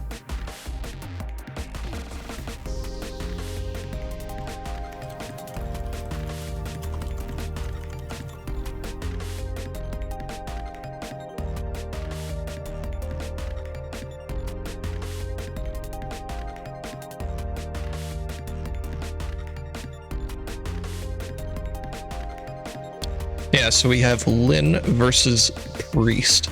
Lynn, ironically, not playing Lynn. I have Waldstein selected. Love me a good Wald. We have the two polar opposite characters here. Waldstein and Seth. And usually with a matchup like this, you'll see the Seth is the more practiced player, but looks like favored player here is Lynn, so this should be an interesting match.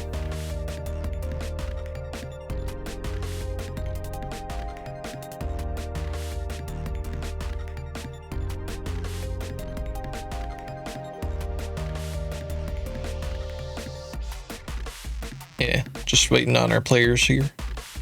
They're doing their check-in and getting their stream muted. Thank you guys for the follows, by the way. I know we've had some follows pop up. I haven't really been calling them out, but thank you guys. Appreciate it. Had my alerts off. Priest first Lynn. Game number 1. Best of 5.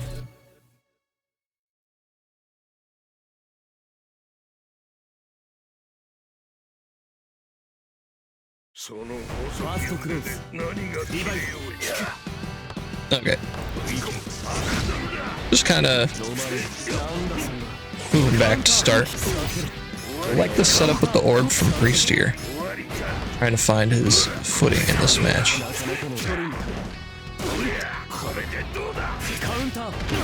Oh, anti-air from player Lynn here. Got Priest in the corner. Really good reverse grab though. Switches spots. Now we got some block strings going. Ah, tricky orb. Very even game so far. Round 1 will go to Wald though.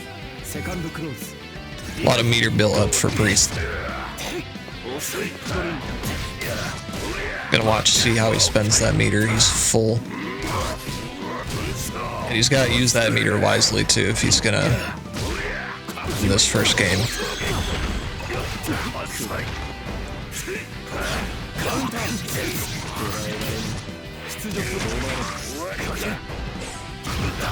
Yeah, Seth combos, notoriously difficult.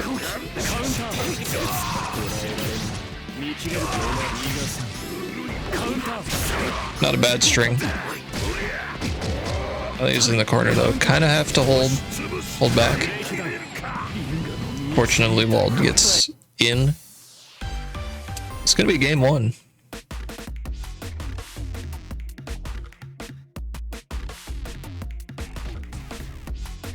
Yeah, interesting matchup. Priest had some good looks there. A lot of the orb openings he was able to convert off of. Just could definitely have gotten a little bit more damage off of those openings. Seth is just a hard character to get max damage off of, though. Very difficult character.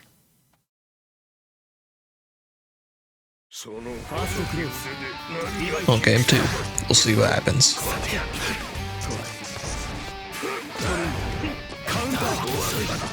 Oh, counter hit. I tried to get more. Ended up getting a little bit punished for it. Yeah, I gotta watch for Waldstein's long range pokes. Oof, gets hit by the overhead.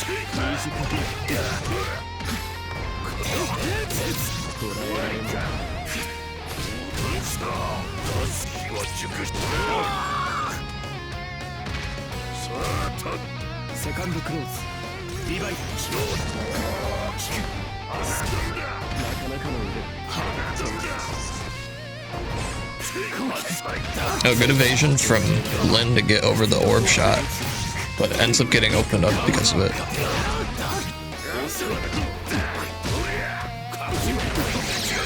Oh, I really would have loved to see Priest use the chain shift defensively.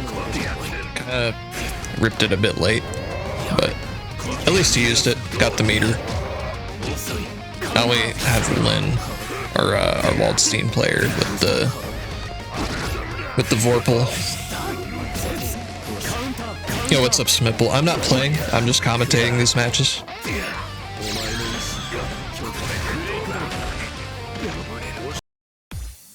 Yeah, we're hosting a Undernight bracket for newer players. Yeah, I won't be playing in any of the matches. I'm just hosting it and running the show. Waldstein player? yeah, we have Waldstein on screen right now, and they are currently favored. They are up 2-0 in this match. So if you're start praging for our boy Priest here. Very nice opening. Just run forward, hit him. Waldstein has to guess either high or low, and they've been getting kind of caught by the lows. So this may be the momentum shift. Command grabbed. Yeah, really gotta just throw out a button there.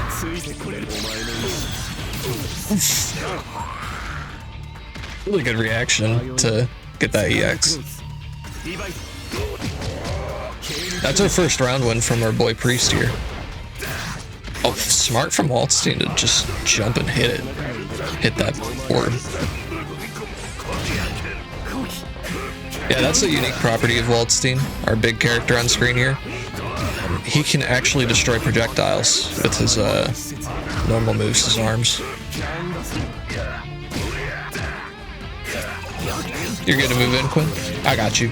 I'll bring you in here in a moment once we have a break in the action.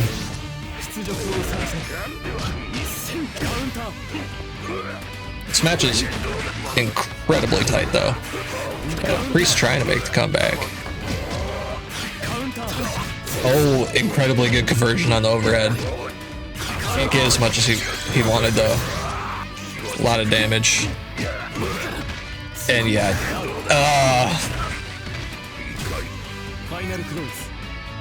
Nail biter. Yeah, as Priest, you really got to watch out for overheads in this matchup. It's really scary being caught in the corner against Waldstein.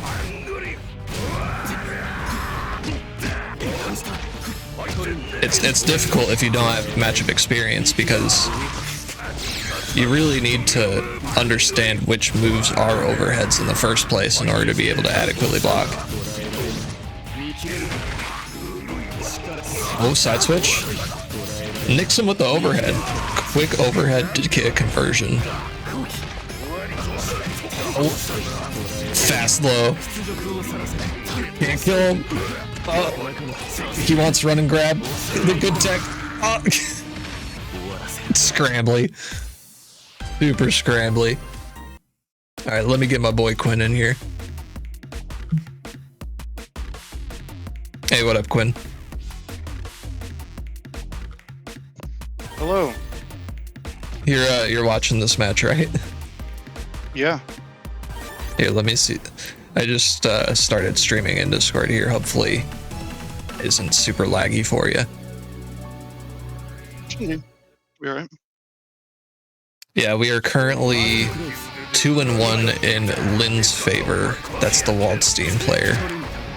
Yep. Priest just got his first W, and honestly, really good adaptation from him. He's kind of turned up the aggression a little bit in these last couple matches. Saw that. You see Lynn really zoning out with these ground shockwave.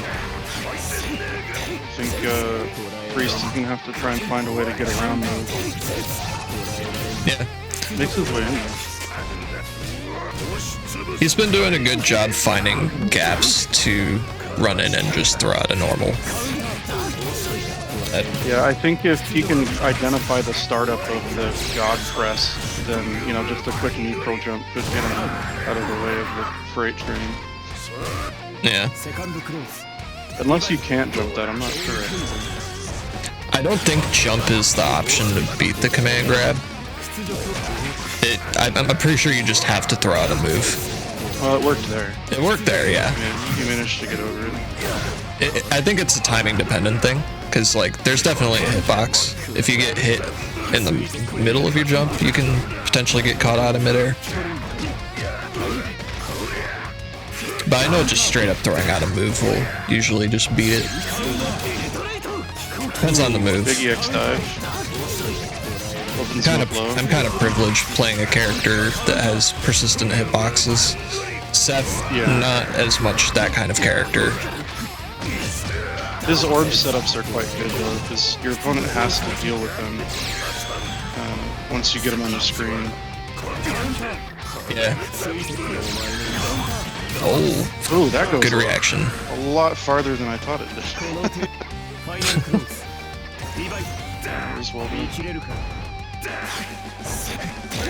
To be fair to both players, Priest has been really intelligent with his use of the orb in this matchup, and Lynn's kind of been counterplaying it pretty well, just off rip. Like, I've seen a few orb destructions from Lynn, which in key moments kind of opens up space. I like the use of the smart steer ender to guarantee the hard knockdown. I think that's something that not enough beginners do. If you're at a point in your, learning the game journey where, you're not landing combos super consistently and like you're struggling with some of the harder stuff, just pressing A plus B in a combo to guarantee a hard knockdown is so good. Yeah, for sure. Well, it's going to be 3-1. Really good games, honestly. That was a very entertaining set. Yeah, good games to both players. Seeing in the chat some talk, Priest saying he's not familiar with Waldstein's game. And that's not surprising. He's not exactly a common character. Yeah, definitely not. There's a couple of big names in the Waldstein scene. And outside of those guys, you don't really see him a whole lot. So I think it's cool to, that people are picking him up and messing with the character. I need to fight Waldstein myself. Somewhat embarrassed to admit that I have also never fought Waldstein in my, I don't know, something like 100 hours plus of this game. Yeah, Waldstein's an interesting one. I do have a bit of experience against him simply because my buddy Sean plays him quite a bit. So I kind of have that's like the friend matchup, you know. Yeah. Which it's kind of nice having a friend that plays a very uncommon character. Because, you know, the few times that you do match up against one randomly, it's like, oh, I have the matchup experience. 2 out of 7 is that's a pretty surprising Waldstein ratio. Oh yeah, welcome to the stream, Color Vomit. Grapplers are an acquired taste. Yeah, for sure. For sure. I myself, I'm more of a zoner, but I don't like play full zone. I usually just kind of use it to like get people to run in recklessly, trying to get my damage out of zoning. Yeah. It's more just a tool to kind of like get people to approach how I want them to. But grapplers are cool. I enjoy watching a good grappler match. What's the one character in Street Fighter that's known for being kind of like Unga Bunga grappler? You might be talking about Zangief. Yeah, Zangief. I don't watch a lot of Street Fighter, but whenever that character's on screen, I'm like, okay, this is gonna be something. Yeah, he's definitely the character that defines the archetype. Very slow. Geef isn't Unga though, but Armika is the Unga. Yeah. I think it depends on how you play him. You know, maybe at the higher levels of play, Geef isn't so Unga because, you know, the opponent won't let him get away with it. But Yeah. you know, down here where we live, Zangief is, you know, once he gets in and drops an SPD, it's over. Yeah, there's probably levels. Yeah, like Waldstein, you know, like a lot of his options aren't safe, but you know, if you don't know how to beat them, then they become safe. He got some new stuff in UNI2 as well that kind of raises his overall threat level. He can combo off of an attack that he couldn't before. One of his, I don't know the input for it unfortunately, but the one where he kind of flails his arms a little bit, like does 3 quick scratches. He didn't used to be able to combo off that meterlessly, but now he can in UNI2, so that's been big for Waldstein players. Oh, interesting developments in the bracket. I'm gonna pull up our bracket here just so we can talk about this a little bit. Sure. So, top of winner's side is very interesting to me because we have Andrea, Edea. I don't know what they actually prefer. I'll just call them Edea because that's what they signed up as their tag. Yeah. They're gonna be playing up against Lynn, which is the winner of the last match we watched. So interesting. Yeah, definitely been an interesting path for our resident Yuzu player. I don't know what character Forensic plays, but I think largely Andrea's been sort of working their way through. Yeah, 2-0, 2-0, 2-0. Some pretty game counts might not be aggressive, accurate. Yeah, but I mean some pretty aggressive play styles as far as her opponent's characters, and then now we have a Waldstein, and once again, it's just going to be Yuzu doing everything in her power to keep the Waldstein on the other side of the screen. We have seen Lynn using that ground shockwave attack to great effect against Priest, so I have to wonder, just right off the bat, how Andrea is going to choose to avoid that attack. Yuzu is a character that is quite good in the air. She can take to the sky and use her stance attacks to halt her falling momentum. And, you know, as a result, we sort of end up with a character that can stay in the air for pretty extended periods of time. A character who's really comfortable in the air because she can confirm off of air hits pretty consistently. Yeah, for sure. So my prediction is you would see a Yuzu, playing the air game against a Waldstein.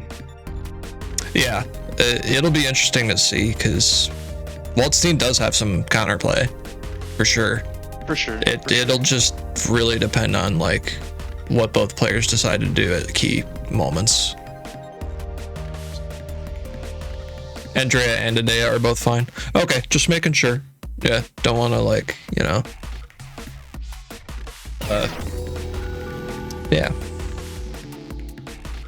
Well, I think you might have pinged the wrong person in Discord. Are you wanting to watch the match between Lynn and Andrea? Because you pinged Azulred.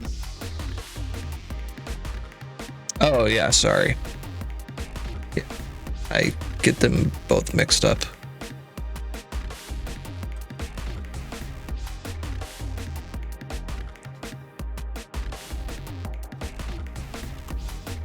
I guess there's no real reason we can't do both.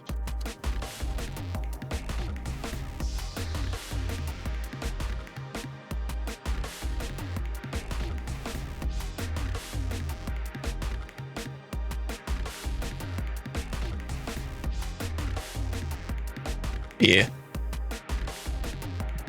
Okay, so Yeah, Andrea versus Lynn. Will be an interesting match for sure.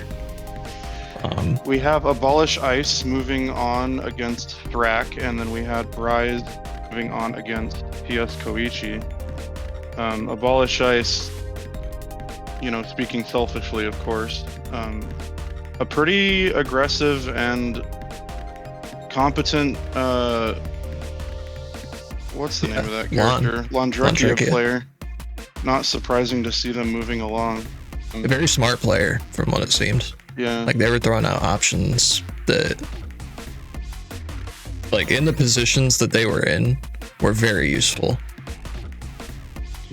Yeah. It should be an interesting match. Unfortunately, can't watch both. I don't know who Bryce is. Do you have any idea? I'm not familiar with the player. I don't. Level 2 thought this was beginner tourney. It's for the beginner lobby Discord. It's kind of geared towards beginners, but we're not really like gating anyone from signing up. It's first off, it's impossible to police, like only this rank or below. Like, people are gonna get in no matter what. And also like, doesn't really seem like it's been a big deal so far. Yeah, I mean, perfect example is myself. I don't play ranked, so I'm 0 rip, D4. But I have 600 games on Chaos, so I'm not sure you could call me a beginner on Chaos. Yeah.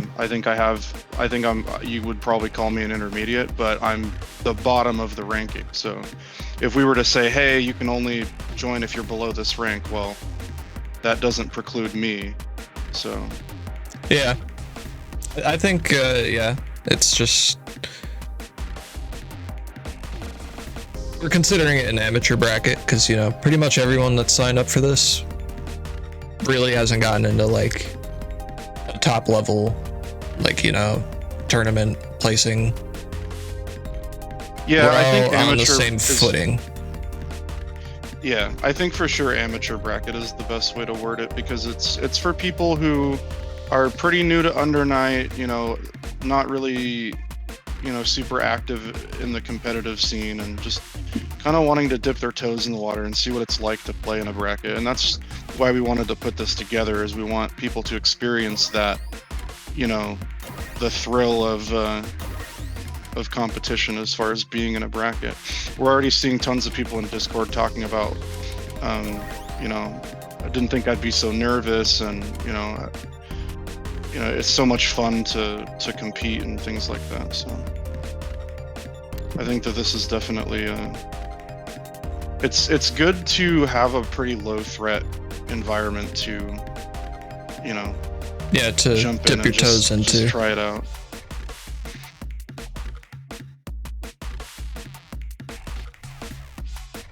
Yeah, just waiting on our players to start here. Looks like we're all good to go. Whenever Andrea and Lynn are all good to go.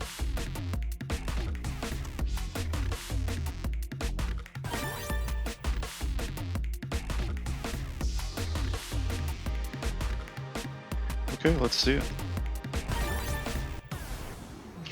I will say I'm not out of the running quite yet. Yeah, still got that loser's bracket run. Yeah. I'm here for it.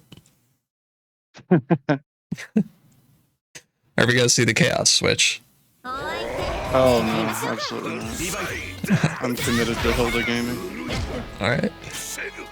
Well, game one. Yeah, just seeing some opening pokes. The shockwave coming out. Rock. Teleports behind you, nothing personnel kid, and gets the open up. Yeah, really smart movement from Andrea so far. Yeah, that's the one I was talking about there. Very nice. 3,200 damage for the trouble. Big Response to press. do the command grab, yeah. Responded Andrea to is in the teleport corner. forward. 4B to get out of trouble. Probably could have finished him off there if they had gone into the IW. But you know, mental stack, that kind of thing will happen. It's anybody's game still at this point. Ooh, gets the teleport in with the 6C, the Yuzu classic. It hits low and it's super fast. I believe that Kiri's are only 6 frames when Yuzu is in stance, which is a very fast button. Oh, so she gets super faster in stance? Or is it a different move you're talking about? I'm talking about her 6 ABC series. Oh, They're gotcha. the shorter version of the long slashes. Oh, okay, I see, I see. Yeah, so her 6C hits low, and if she's in stance, it comes out in 6 frames. Very fast low. That was it there. Okay. Incredibly threatening. Yuzus are Really often good using jump it over to- there. Jeez. Yeah. Yeah, I am Okay. poo-poo brain with Yuzu.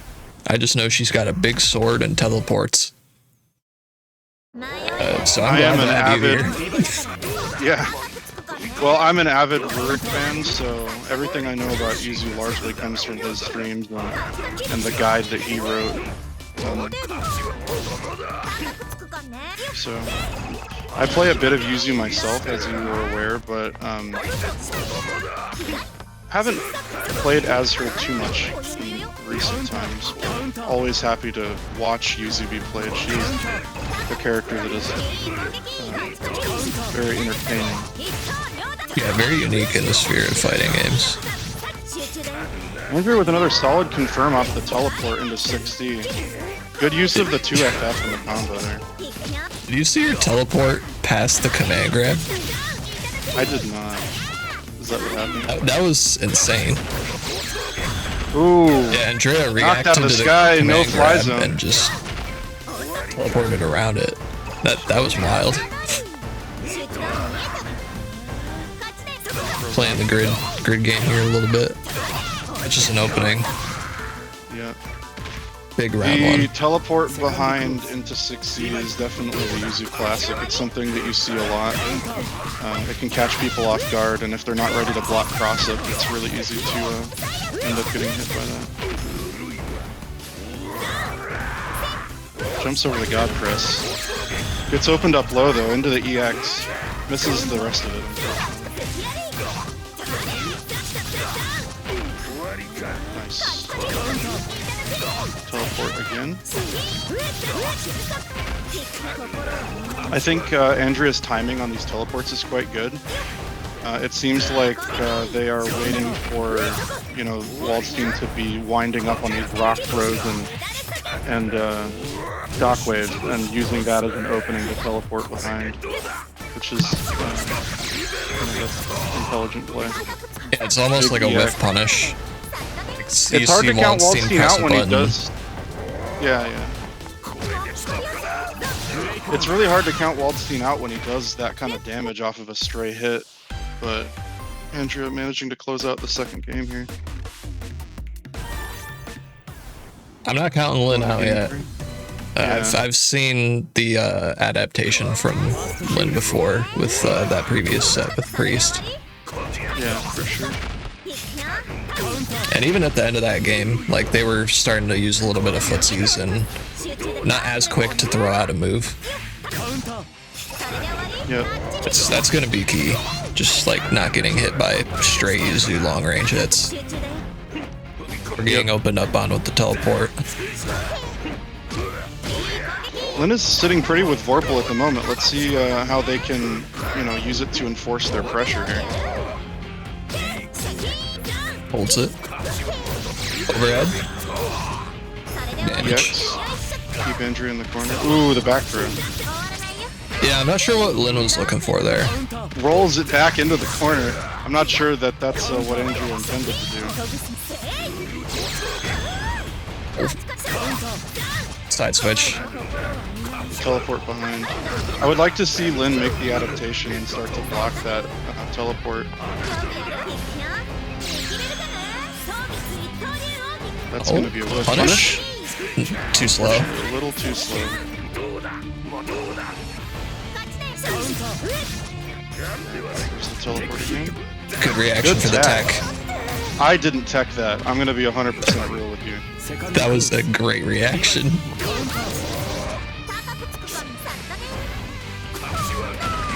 Nice. Huge overhead. Okay. That's all in. Signs of life from Lynn.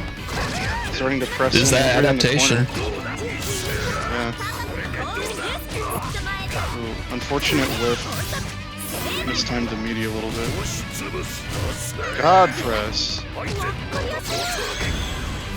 I'll try to catch Andrea pressing a button with that EX. He won the cycle.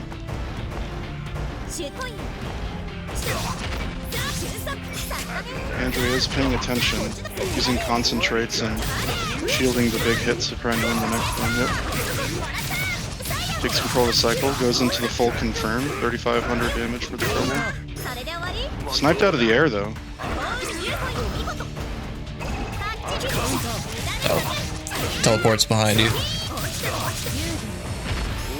Oh, did not get Unfortunately did the IWEX off of the 236B, which launches horizontally. It's kind of a big deal because Yuzu has no meter now. Yeah. Yuzu is a character that benefits a lot from her IW though. So I definitely subscribe to the idea of spending it. You see a lot of Yuzu players being perfectly content to spend 200 meter to end combos in IW just for that little extra damage. Oh, word. I mean, seems like a character where you just build meter just constantly, just playing your zoning game plan. One's kind of the same way. But we have Wald with a very low health, but he has chain shift available. Can't. Yeah. Unfortunately, was caught walking backward. And that looks like that'll do it. Good play from Andrea to shut down the game. Good stuff to both players. That was honestly very entertaining to watch. Yeah.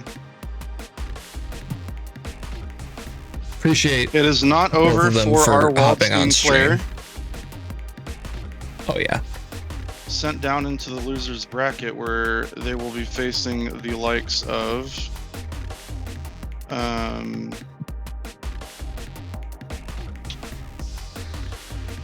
Looks like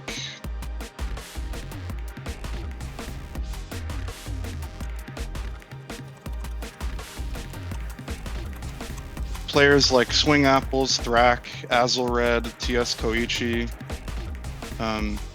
any of those players could come out of their respective matches and find Lynn in the losers quarterfinals. So we'll have to see if they're prepared for a bit of Waldstein.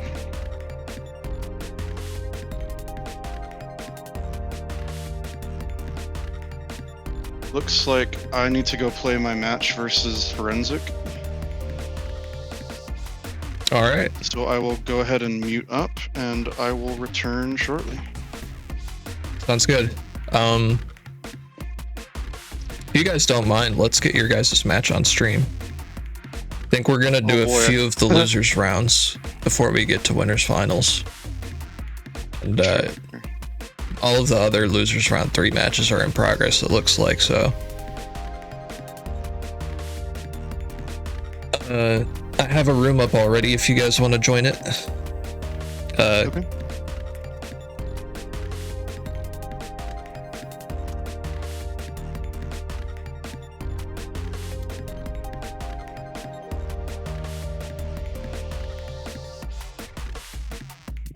Yeah. So.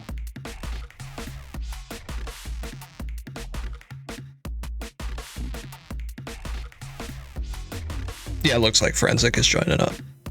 Cool. All right, muting up. All right, hey, good luck. I'll try not to over-analyze y'all, because I know there's a lot going on.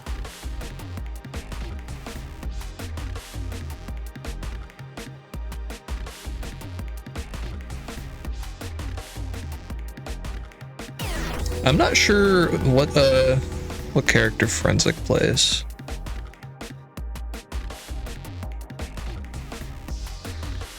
I went ahead and muted up here in Discord too.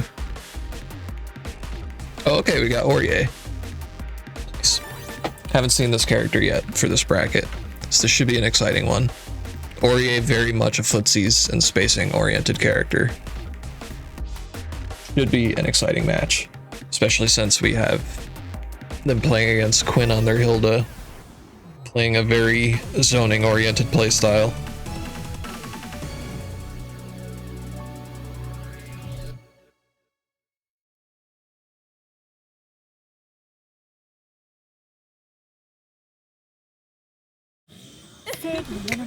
Alright, what do each of these players do around start? They either go forward, back, or up. Okay. Tone has been set. Quinn chooses to go up and back. Forensic just waits and charges forward. So we may have a very aggressive Orie, which is exciting.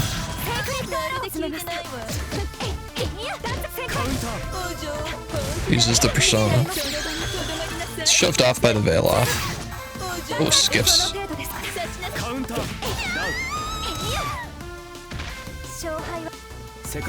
Interesting.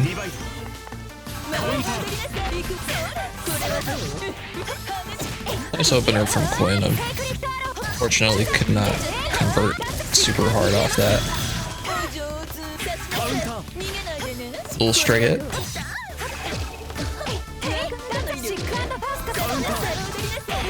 Okay. Clean opening here.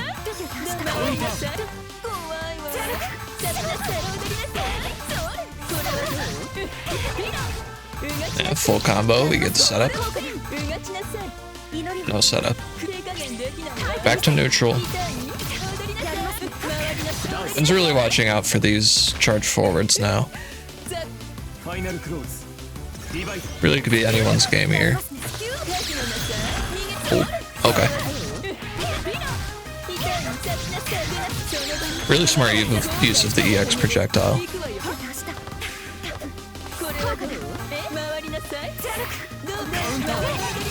Oh. Catches Orie on some end lag of their charge move. Not counting him out. They have a lot of meter. They could potentially bring the comeback, but not getting opened up like that. All right, game 1 goes to our man Quinn. Let's see what the adaptation is from Forensic. They had some really good ideas at the start of the match. I am curious to see what exactly they bring to game 2.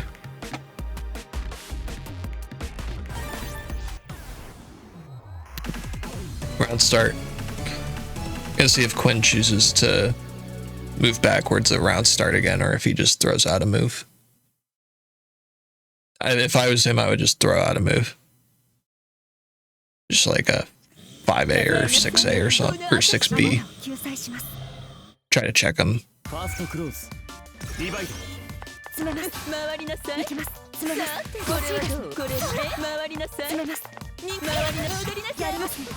Playing a much more spacing oriented game now at that mid range. Usually that's the space that Orie wants to. Yeah, but all those moves are just so big that she kind of takes over that space.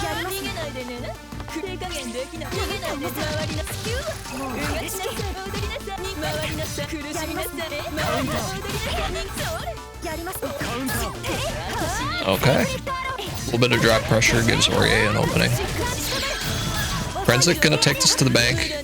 Get Quinn down to half health, start a block string. Fortunately not clean block pressure. And this is a very hard spot to be in. Facing down a Hilda with pull meter with round advantage. Gotta set up. Yep. Another opening. Overhead. Didn't block the overhead.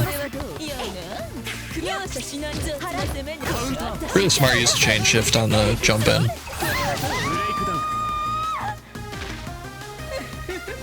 Very intelligent play from Quinn.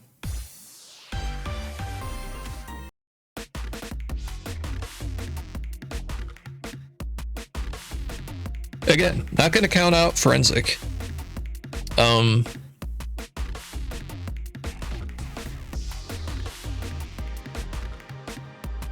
We'll see what they bring. See what they bring.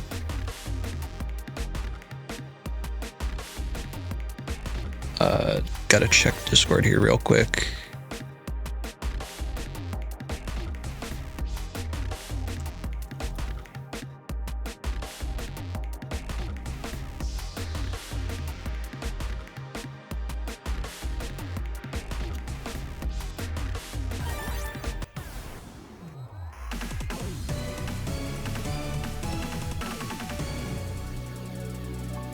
Sorry, just doing some quick typing. Sorry if that clipped the mic.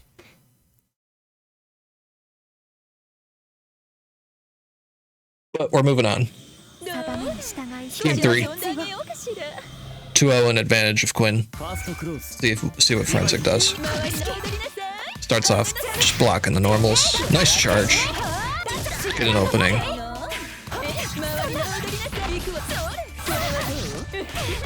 Gets punished trying to extend the combo a little bit. Ooh, yeah.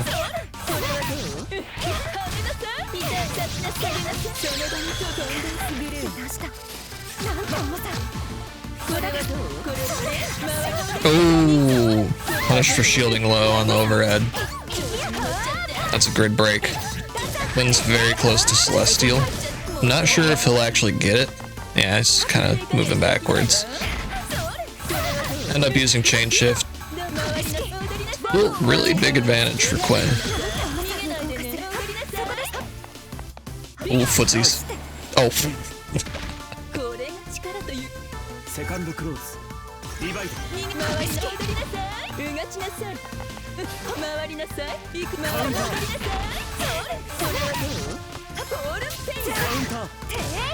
Oh, big opening for Forensic. And it's at this point that Hilda becomes scary. Yep. Big 6C. Or is that 5C? I'm not sure. Either way, the big overhead. Takes forever to actually get off, but covers so much of the screen. Yeah, now we're just getting a huge punish. Spent all the meter for it, using the veil off. Ooh. Yep, that's Chi-Chi's. Alright. Well, that was an exciting match. Wasn't really sure what we were gonna see there.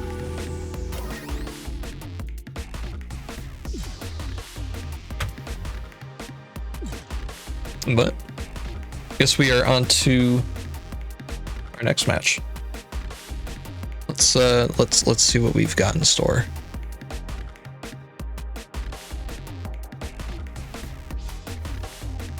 Da, da, da.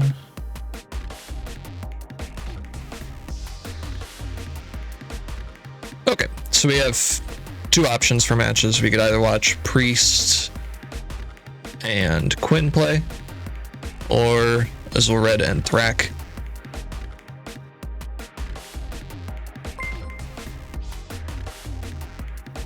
Kackbrise is now Let's following. get Priest and Quinn in now.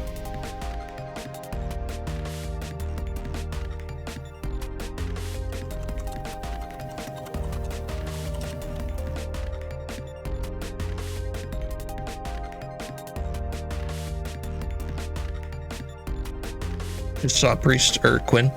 Yep, yeah, we just saw Quinn play. It's just I know that they're already at the helm, so. One second. Yo, Quinn, can you hear me? Hey, Fern. Hey, we're gonna have you and Priest on next. Don't forget to report your previous match with Forensic. Hold on. Looks like that one is still going. Just did it. Oh, sweet. Okay, cool. All right, yeah, and we're gonna have the rest of the matches on stream here, so pretty much we're gonna do your match, then we'll do the next losers round 4 match, and we'll go from there. Sounds good. All right, sick. All right, good luck. Thanks.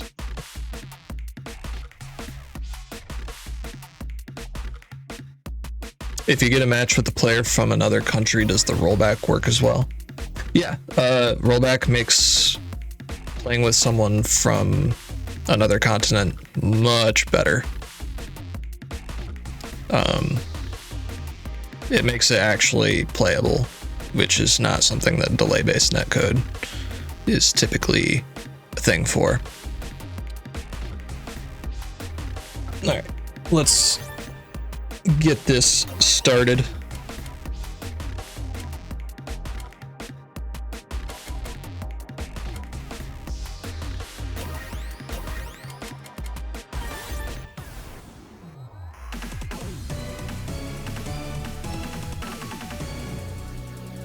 Priest has made quite the losers bracket run to get here. We saw him earlier in the tournament up against Lynn. A very different matchup playing against Hilda, so we'll see what this looks like. Oh, sneaky Orbeus. Oh, big confirm. Yeah, Seth is just a fast character. He gets in, and Hilda is already committed to a move, usually.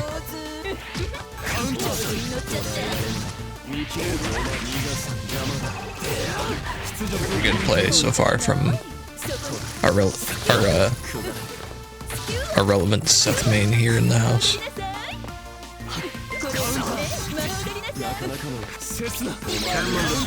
Ooh, yeah. That 5C, charge 5C, takes so long to get out.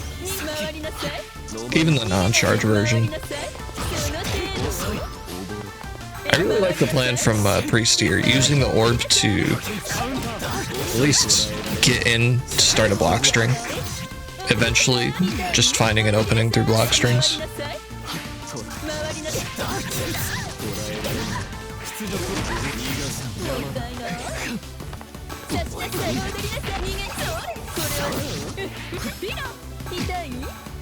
Let's see what Quinn does here. The spacing was looking good.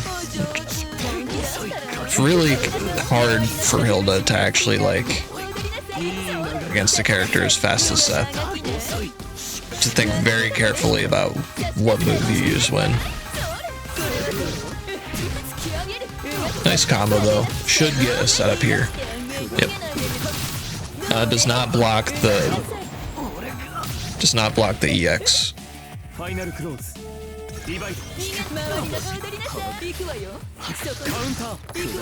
Or that's not an EX move, but you know what I mean.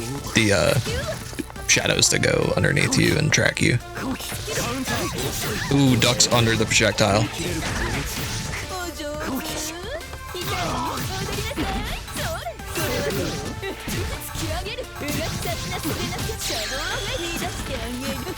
Alright, let's see what the mix is. Ooh, okay. Match block in time. That's a level 2 mix right there. Run up to your opponent on an Oki and hold back to block, expecting them to mash. Good stuff from Quinn for that first match. Or that first game. Good stuff to both players. Like, that was honestly pretty even from the looks of it. We'll see if this turns into a 3-0 type series or if it's gonna get more drawn out.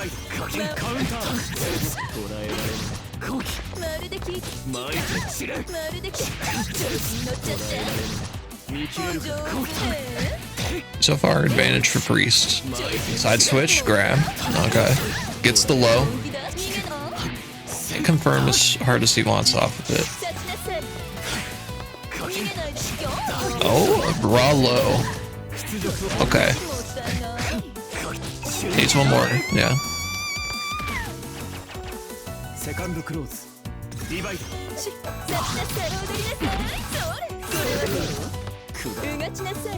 It kind of catches Priest asleep at the wheel there at the start, but... Ooh, yeah.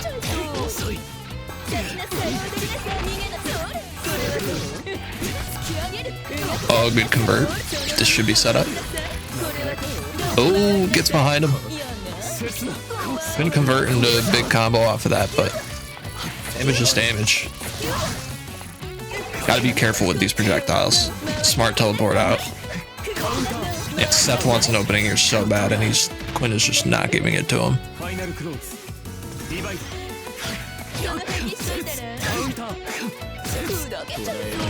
Oh, okay.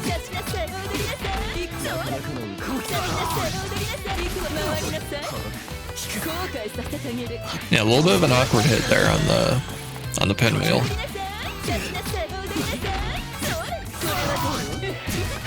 Should be a full convert.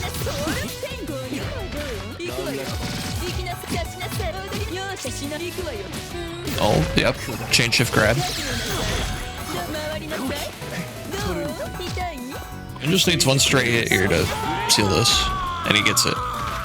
Yeah, that's very hard from a Seth perspective.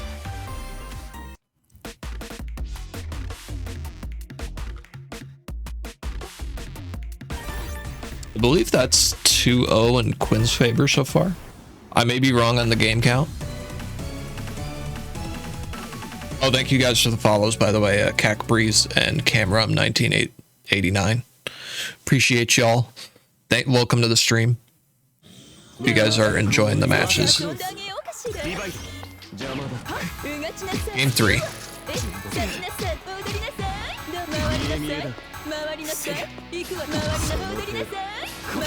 Okay, opening.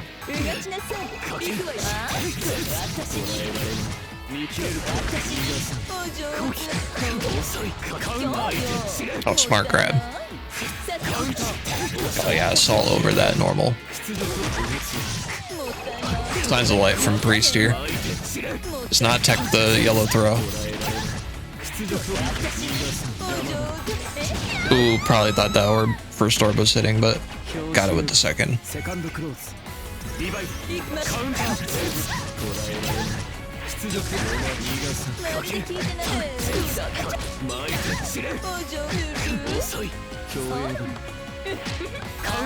Ooh, good grab on the block. Doesn't confirm. Got him stuck in block. Ooh, tech the throw. Catches him pressing a button after the tech.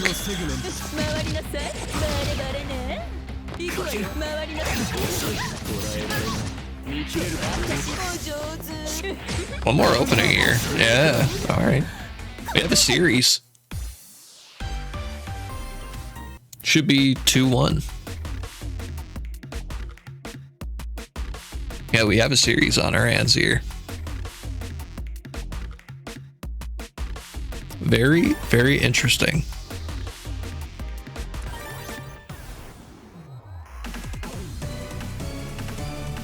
A lot more grabs being thrown out. I feel like both players are a little bit more aware of grabbing at this stage. So we'll see exactly like what the mix-up is. I have a feeling we're gonna see at least one empty assault throw.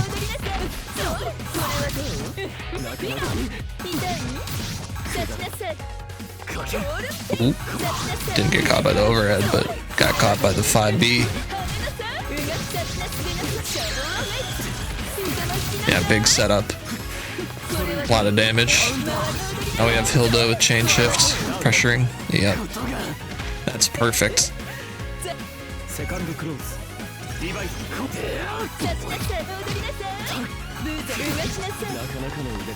Yeah, it's just so hard to get in on Hilda when you're going the air route. Great match, just got the game yesterday myself. Hey, nice man. Hope you're enjoying the game. Under Night is sick.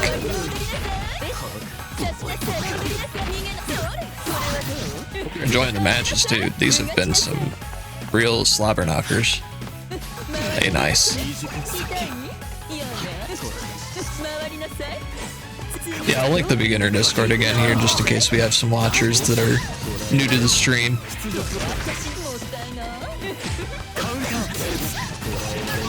Oh, okay.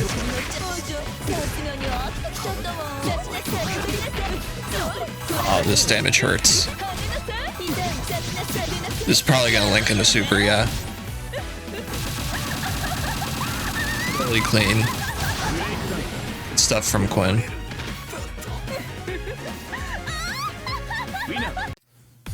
Really cleaned it up in that last game. Perfect was that perfect was some.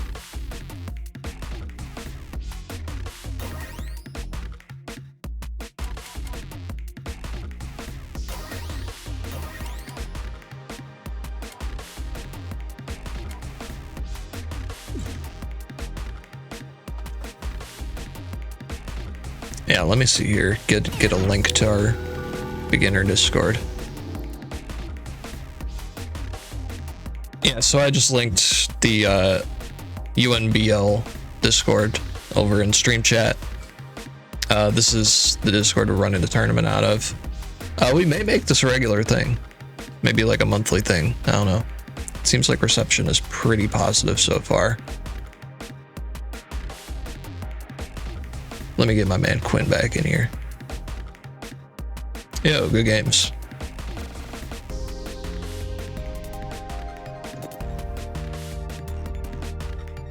Can you hear me? Test, test. 1, 2. Yep, I gotcha. Okay, what is up next? All right, next matchup is going to be Lynn versus Thrack. Sounds good to me.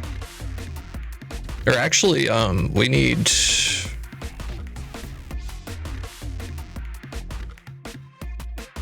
Wait a second.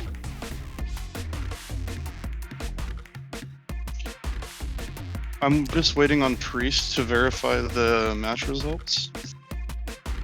Yeah. There it goes. Yeah, we'll get Lynn versus Thrack next. And then after that, we'll get you versus Bryce. So let's get Lynn and Thrack. I'm gonna have to go back and watch the VOD later because I want to know what you're saying about me during these matches. Nothing bad, nothing bad. In fact, that All right. I was very impressed. That last game was insane. Yeah, it was. That was definitely intense. I mean, you got the perfect. That's the first tournament perfect, I think. In this bracket. I'm pretty sure. At least first one I've seen on stream. Yeah, I was gonna say on stream. I feel like there may have been one off stream. I definitely got perfected one of the rounds against Abolish Ice. That's for absolute certain. Camera in chat says, not sure I have the reaction time for this game. You know, that's a fair take. That's a fair take. I'm not sure if the requirements are more than like a normal fighting game would be. Like a traditional fighting game like Street Fighter. They're probably on par. So, you know, if you're worried that this is more demanding than other fighting games, really, there's just more things to be aware of, like the grid and whatnot. I think that things are easier than you think to react to when you're looking for them. But that's the key to it, is fighting games are all about mental stack. So you want to be aware of what your opponent can do and what they have been doing, and then use that as a baseline to expect things. And when you're expecting things, reacting to them is a lot easier. Yes, and that also, is key. That is key. From a third-person perspective, it's always kind of hard to tell how actually fast the game is. It's not until you really get into it and feel it for yourself that you can see. Okay, so we have a very interesting match here. We have Merkava versus Waldstein. Merkava is a character that you don't see very much either, I don't think. I feel like Merkava's a little bit more prevalent, at least than Waldstein. He's definitely not like a very commonly picked character, that's for sure. It's interesting because both characters have command grabs, but they use them very differently. Ooh, that finished it up. I feel like this is really going to come down to our player Thrack's options usage and like usage of mobility and trying to find openings in different ways. For sure. Round start of round one, I'm pretty sure we saw a command grab attempt from Thrack that just kind of got stuffed by a normal, just right off the rip. Yeah. It's interesting check, you know.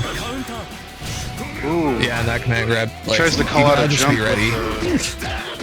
He tried to call out a jump with the upward grab, and yeah, Lynn, instead of jumping or doing anything in the air, just let the God press rip. Yeah, I mean, EX worms. Oh, I think that the shockwave killed the worms. I mean, yeah, ultimately Merkava got the grab for the kill, but I think the shockwave actually killed the worms.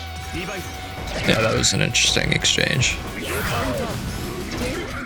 Even note though, both characters don't have enough meter to use an EX move. It's just neutre right now. Yep. It's important to note with Merkava's worms, by the way, that unlike a lot of other characters' on-screen mechanics, such as delayed fireballs, you know, Ozzy from Chaos, you know, other hitboxes that linger, if you block them normally, they remain on the screen, but Merkava, crucially, if he blocks an attack, his worms go away. He's the only character that has that limitation on his set play. Yeah, what I've had it explained to me before, I think by Quibor, is regular worms will disappear on damage on Merkava, but if you do the EX worms, then they stick around. Oh, is that true? Okay, that's a good distinction to make. Yeah, so if we you have the first game going if you to see the Thrack EX when he puts down the worm, then you know, like, okay, I still have to watch out for them. Yeah, for sure. They're definitely threatening. If you've ever been in the situation where Merkava uses EX worms at the end of a combo, and suddenly, you know, you're blocking for your life and these worms are jumping all over you, it's one of the most stressful situations you can be put in. So Yeah. Yeah, another command grab that just gets stuffed. Like, I'm not sure the version of command grab is what Merkava wants here. He wants to, yeah, let it rip at full range when no rocks or anything are coming at him. Lynn is really favoring the jump approach right now in this matchup, and about half the time Thrack is sniping him out, and about half the time he's getting a hit. Caleb in chat says, is that an Eva? Yeah, okay. I mean, kind of. EX worms, let's see what he makes out of it. God press whiffs. Yep, gets hit by the worms. Counter hit after getting his noodle arms blocked. Oh, unfortunate. Went for the forward dash in the air, and Merkava just ran right underneath him. Yeah, it just gets caught pressing. Snipes him right out of the sky. The weird thing is, Merkava, his flight just straight up beats the God throw. Yeah. But you need to, like, consider the fact that Waldstein can do something else. Like, it's a conditioning thing, and also just like, are they throwing it out? If they're not throwing it out, you don't want to go into flight as Merkava. We have Charge C from Merkava just covering the entire air and whole area in front of him. It's a button that has just a lot of space control. We see it there. Managing to keep the Waldstein in the corner. This won't kill, but both players are one touch from death, so it's still anybody's game. Unfortunately, whiffing the, I think that's Waldstein's 5A. Merkava, low attacks, notorious. Everybody gets hit by them, even if you're an expert at blocking. They are multi-hitting too, so something to watch out for. Sometimes, you know, you'll get, the first one will get blocked and you'll think, okay, it's time to mash, and then you'll just get hit by the second hit. Yeah. Game count, I think we're up 2-0 for Merkava, right? Correct. Yeah, so this is potential match point. See if we get the adaptation from Lynn here. What do you think Lynn needs to do to bring it back? That's a good question. I think that he's kind of representing the jump a lot, and Thrack is starting to catch on. I'm not sure what the alternative is for the Waldstein player in this matchup, just because Merkava can match him for range, but, you know, also is a bit faster. I don't have too much character-specific knowledge on Waldstein, just matchup experience, but I feel like guard thrust might help. Just try to, like in these situations, you know, be able to break out of some of this pressure. Yeah. Throws him back into the Good corner, throw. see if he can make anything out of it. Maybe in a situation like that, it wouldn't be bad for him to just use normal throw. Because he's point blank, you know, in Merkava's face. And I think that Thrack has established that, you know, he's willing to just sit there and block. Yeah. So, well, GG's. That was a very entertaining set. Very interesting set. You don't see that matchup too often. Yeah. I think that it's definitely, it feels a little difficult if you're the Waldstein because, as I said, Merkava is a character that can, you know, his arms are just as long as yours. So Right. it really comes down to who's, you know, having the better timing in their pressing and who manages to get the more pressure going. All right. Well, you are next up on deck, sir. Okie doke. Good luck in your match. Thank you. Yeah, we have Quinn versus Brise. Trying to finish out our losers quarterfinals.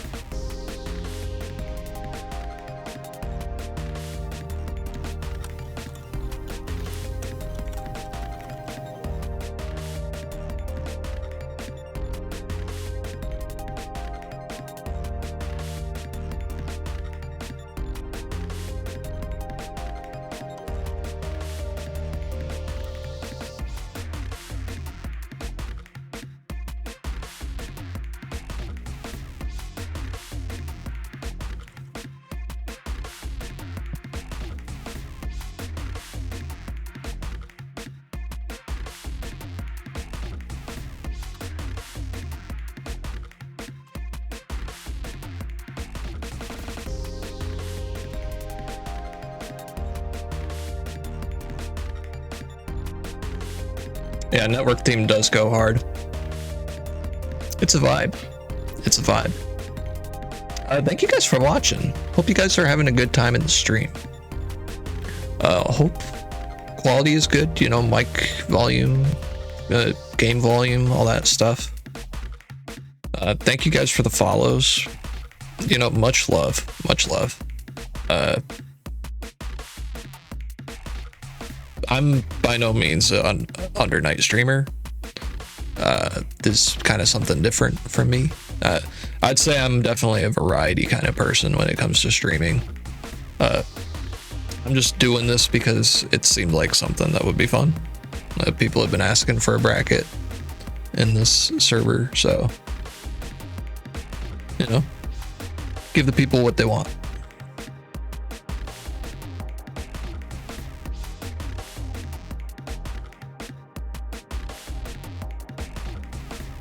Let's see.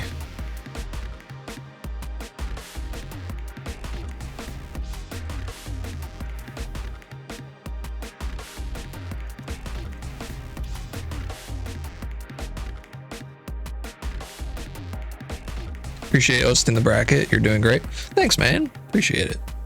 Yeah, first bracket I've hosted off of start.gg, so we're learning some stuff for sure.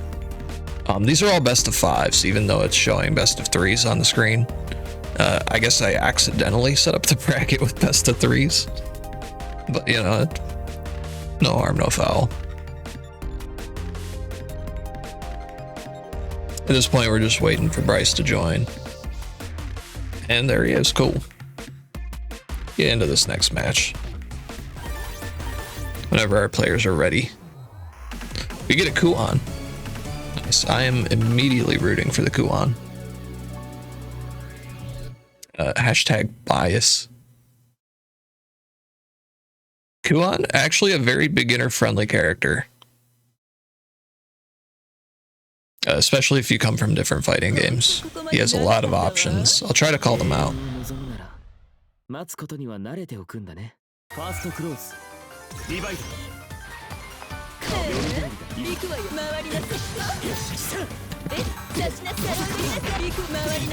Interesting round start, because both players didn't really press anything to start. They were just kind of looking, seeing what the other one would do.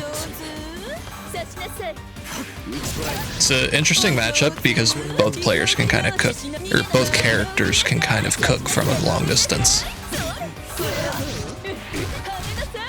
I think Hilda's combo options from long distance are bigger, but I mean, Kuon's got some stuff if you can react fast enough and you understand how to play him. Like that long distance beam, you can do EX pillar and then run up. Try to get a mix off that. Well, I post the VODs on YouTube? Maybe. Maybe, I don't know. I really don't know. What's up, Lance? Welcome to the stream, dog.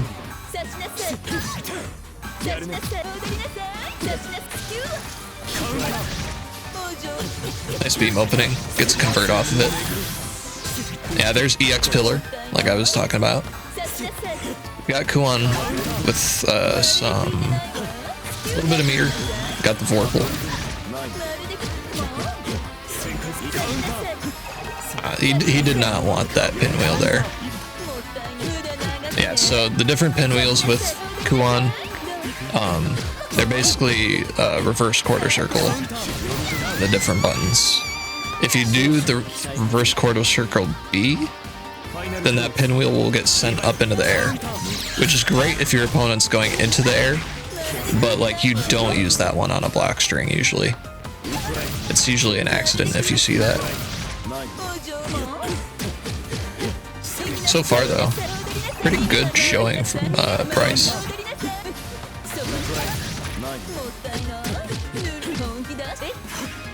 Ooh, jumps over.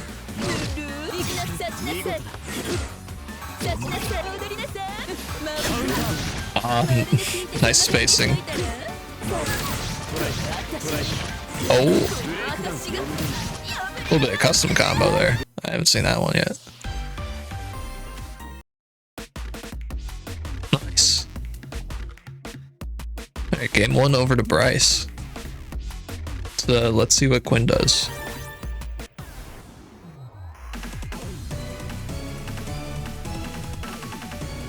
Things we're looking for from Quinn.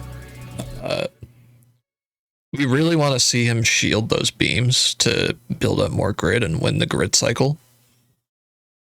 In addition to that, we want to time attacks in between the beams. Hilda can win the long range attrition war if she plays her cards right. But he chooses to just go in. Respect. I mean, he knows his character better than I do, so I mean, just spitballing. Yeah, Kuon trying to close some distance. Oh, good pinwheel use. Oh, that was an interesting choice. I'm taking notes. As Kuon player, I'm taking notes.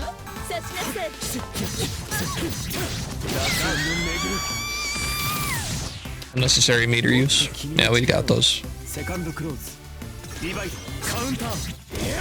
Yeah, just dash Bs. Oh, this is a hurting combo. Full 3000 right off the rip.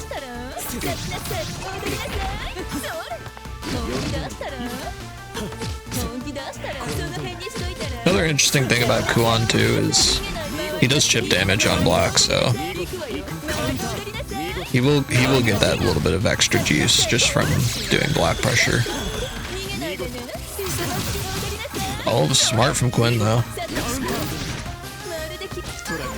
Gets the charge 5C. That pinwheel goes so damn far. That bison slide. Yep. Catches him with the EX beam. Oh, but the trade actually goes in Quinn's favor. Yeah, this combo's so clean.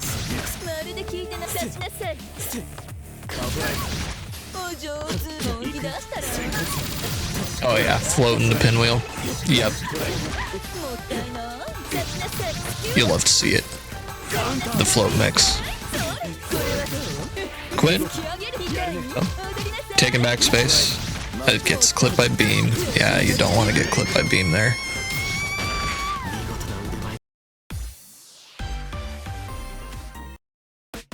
This is kind of a scramble. Not gonna lie, a little bit of a scramble.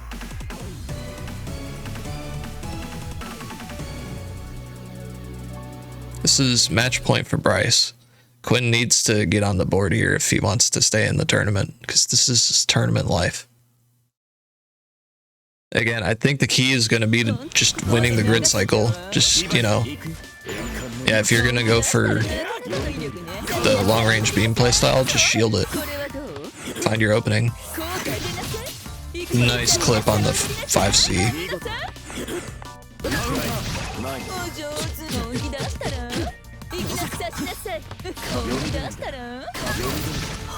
Yeah.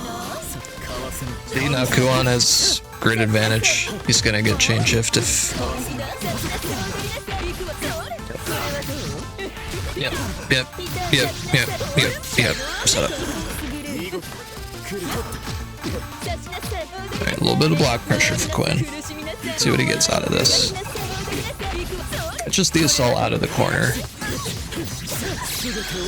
Didn't get large enough of punish for it. Yeah, Kuon just jumps over.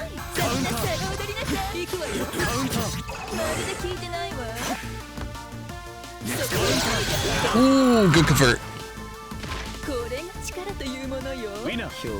Yeah. Quinn says, I'm done with neutral. Let me just attack you at round start. Ooh, you know, I respect going for the block pressure. I was really looking for the run-up grab there.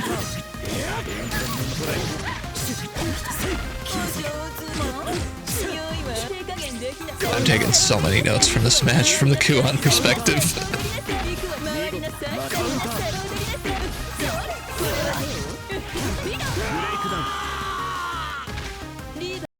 Alright, well, Quinn answered back. We got a game on the board for Quinn. Let's see if he can get 2 more in a row and do the reverse sweep. Not playing favorites.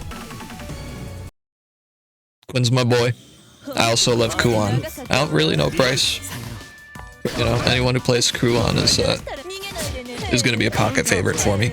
Yeah, so the teleport behind is not safe on block. That's fake pressure. So that's like the most popular follow-up after doing the dash B is doing the teleport, but on block it's not safe. So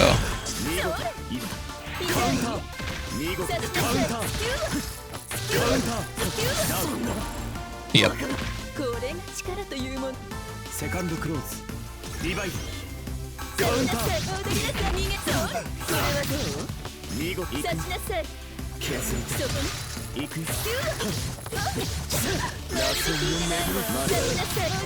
An option we're not really seeing too much from Bryce is when Kuon's in float, he essentially has a number of options.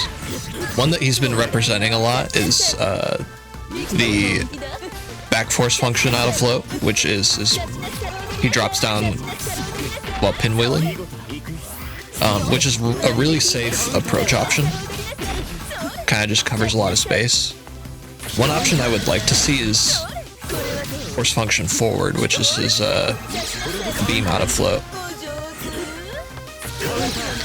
Requires good spacing, but like in a long range match like this, it helps a lot.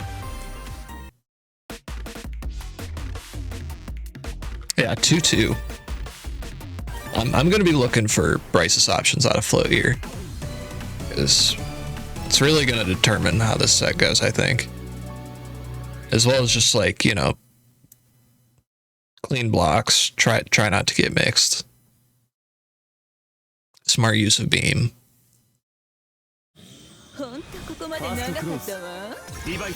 Game 5. Instant DP teleport.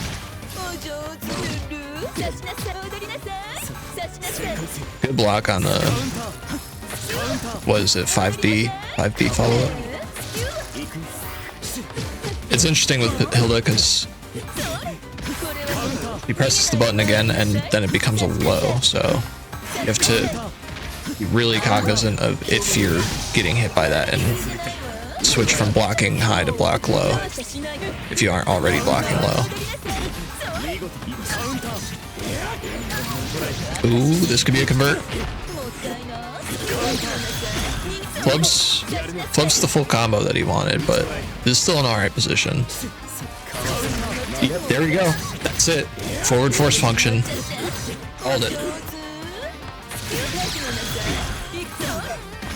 Oh. Let it rock.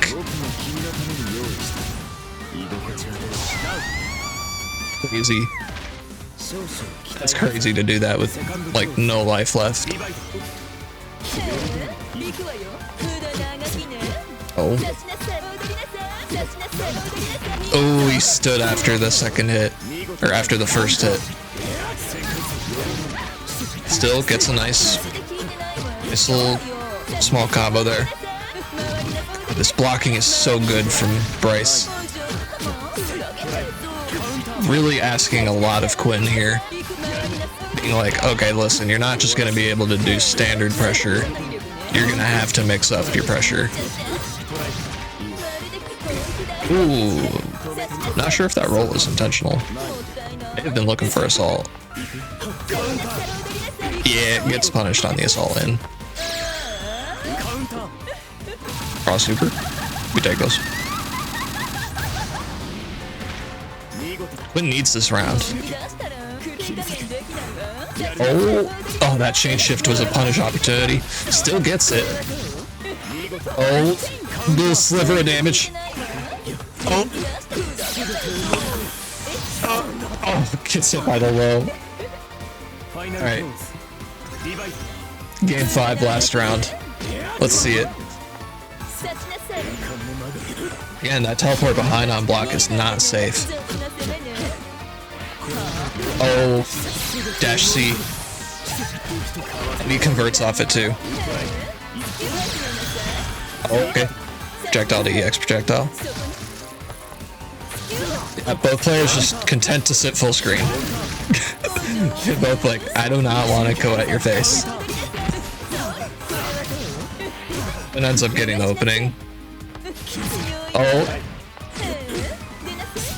Bro, this is so tense. Someone's gonna mess up and take a huge amount of damage. Oh. Oh my god. Quinn edges it out. Jeez. I mean, good games. Jeez, that was one of the closest sets we've had all day.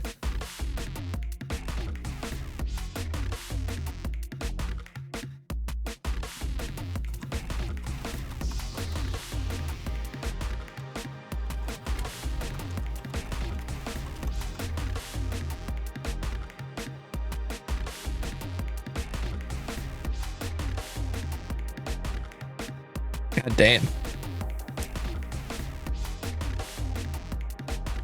What a fucking set.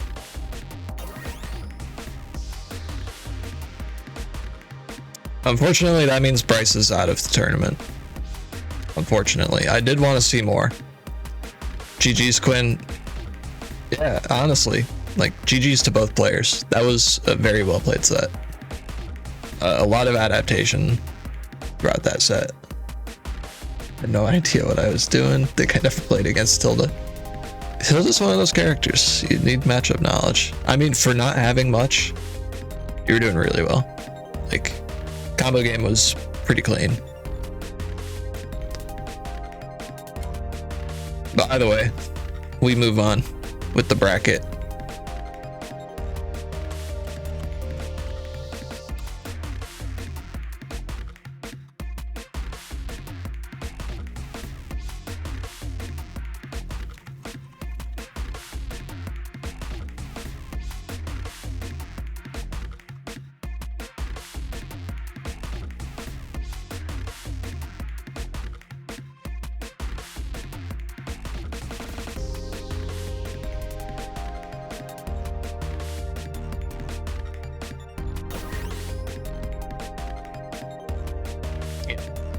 Okay. And we're back. We are so back. How are you feeling, Quinn?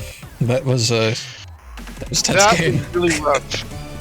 That was so. I don't know how much of it showed on the stream end, but I have to tell you that connection was almost unplayable. Oh, was it? Yeah, constant teleporting. There were moments where I would hit him with a 2cc, and then the screen would break, and then he would be like floating above where I had just been hitting him, and like hadn't hit him at all. Like the rollback was wow for some of those moments. It wasn't bad for the entire set, but there were moments in between where it was like.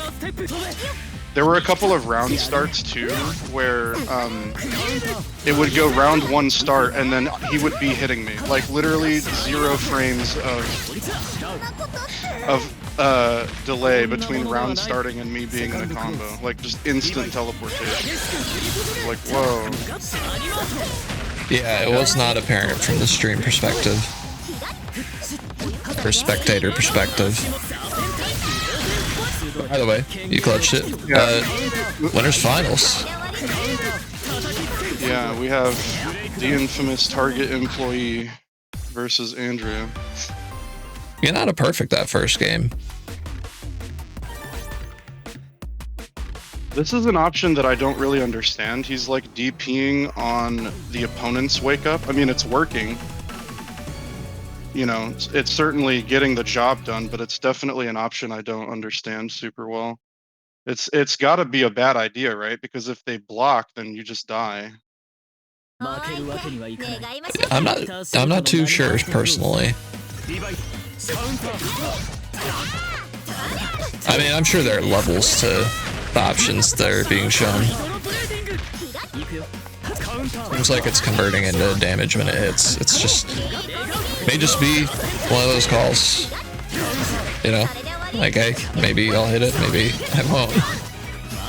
Try to take the educated guess. Andrea finds the way out of the corner.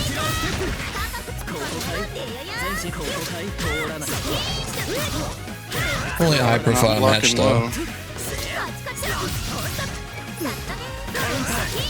Ooh. There we go. I definitely don't want to be fighting either of these players late into the bracket. That's for sure. Well, you might be.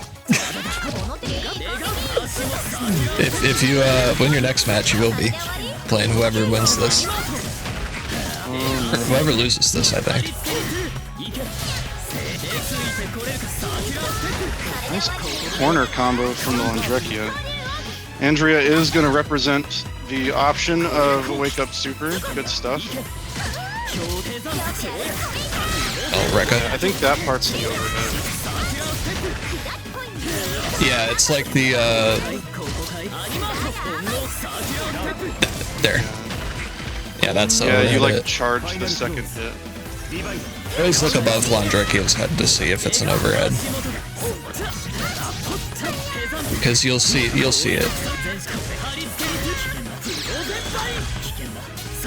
It's definitely a hard move to react to.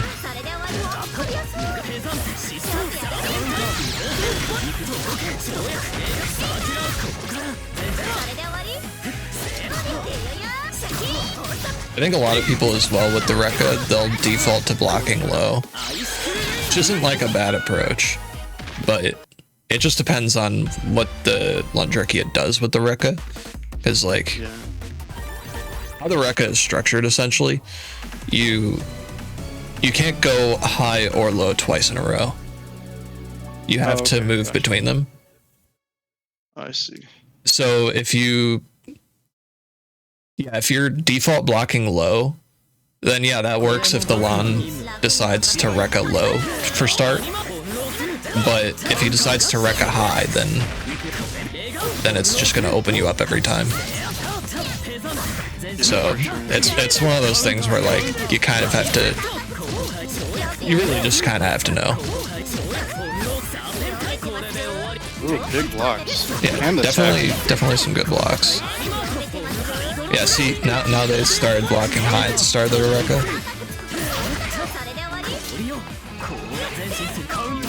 Ooh, good grind. Back in the corner.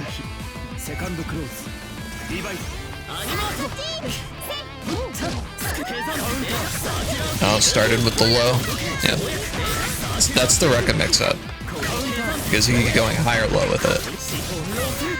It just moves him forward so much, he's probably going to connect with you. Yeah, and unfortunately, we're seeing Andrea try to get out of dodge with the Yuzu 4B parry, and it's just not being super effective because these Rekkas are, you know, hitting way below that window I was talking about.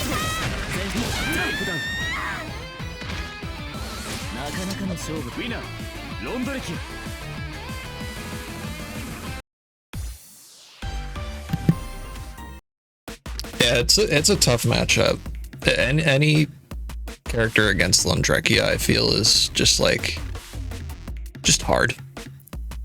It's just a hard one. Oh, do we have a character switch?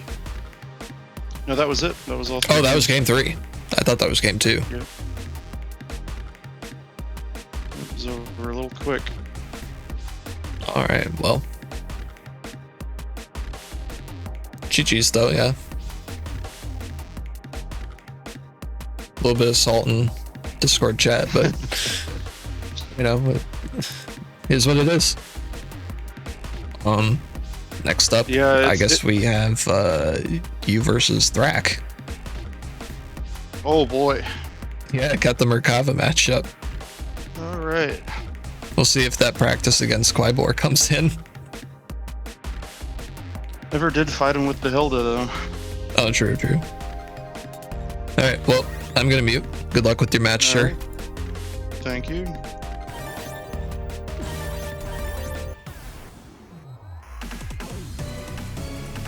Oh, and they're right in it immediately. Okay, cool. Okay, so Quinn versus Thrack, Hilda versus Merkava.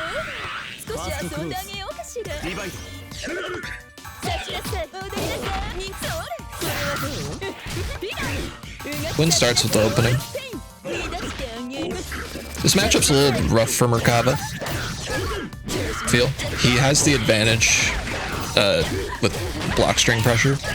I feel with that low, but at long distance, Hilda definitely has some tricks. Yep.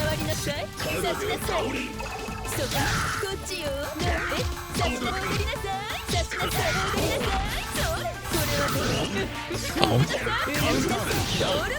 Didn't get the full combo, but didn't need it.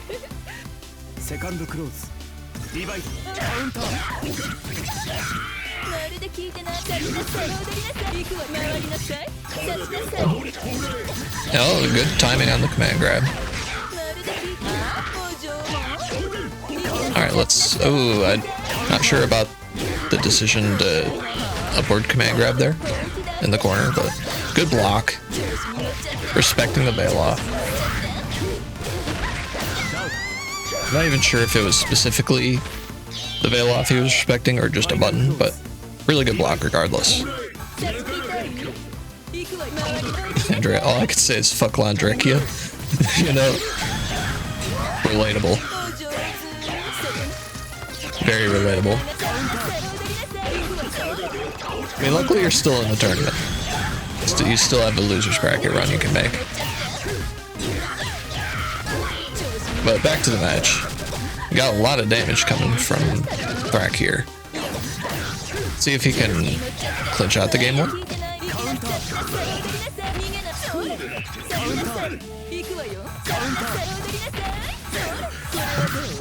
Opening from Quinn. Should be a full setup. Interesting. Oh, didn't hold block on the Merkava Rekka. Yeah, he needed to block that. He decided to jump away, and that kind of marked his death. Game 1 to Thrack.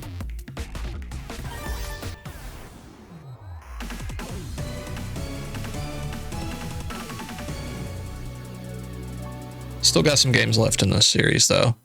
Some opportunities to adapt for Quinn.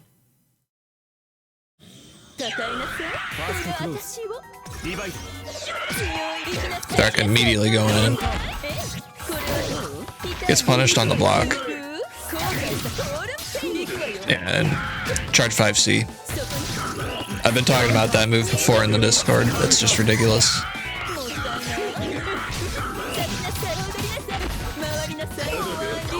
Yeah, that's such a weird hit to get for Hilda. Yep. Got it again.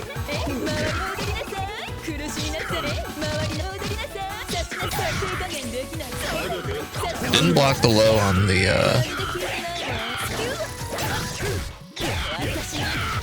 there we go. Opening. Let's see how much damage we get. Oh, opts for the worm setup. And I did not know Hilda could just super out of the worm.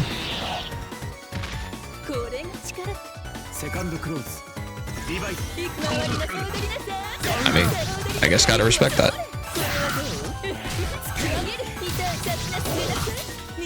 Setup. Oh, tricky. Hitting with multiple overheads there. Like, yeah, are you gonna stand block for long?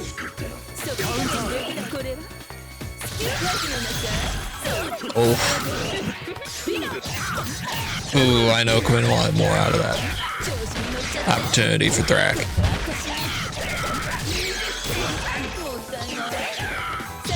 Gotta be careful.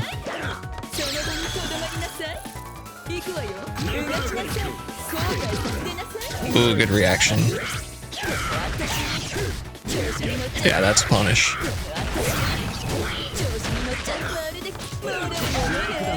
Nice grab from Quinn. Eventually pulls out that game. Pretty even. Which is, you know, what we like to see.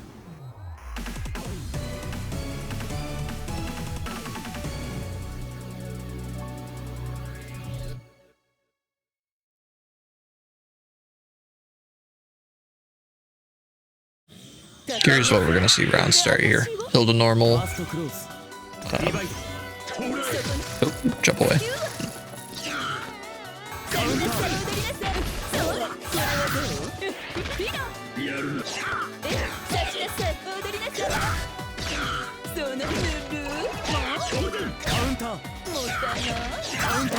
Ooh, open up on the low.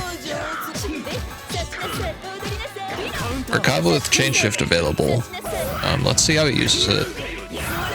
Opts to worm at long range. This will be annoying for Hilda. It's not... yeah. Still opens. Just the threat of worm can help.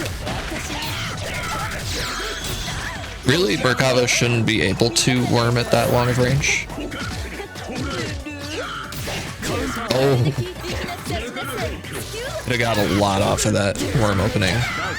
Still ends up cleaning it up, but... yeah, interesting set. And big round start for Thrack. Yep, gets in with overhead. Gonna get a combo off this. We'll see how he ends. Ooh, goes for the Oki. Mixes up low to get the opening. Got some worms. Great bailout. Quinn says, alright, get off me. I haven't given up on this game. This should be full combo into setup. Oh, but weird option select.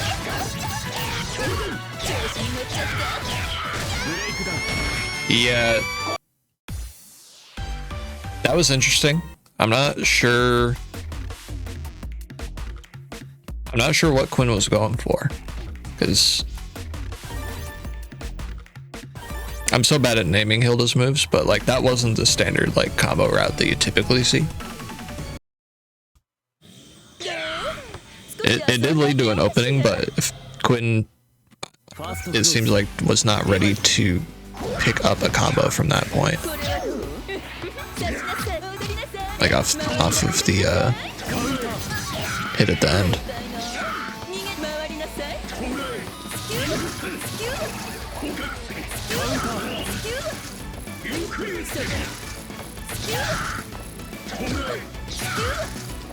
Yeah, just playing some full screen battles. Oh, charge 5C. Doesn't get much off of it though, and actually ends up getting opened up himself.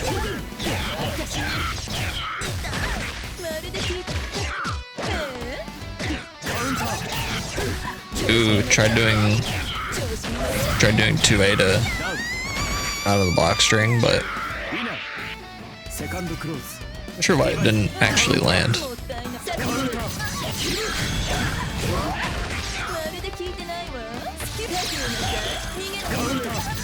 Oh.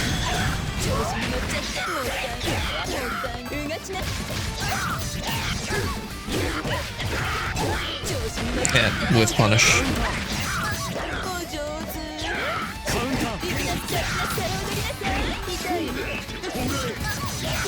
Alright.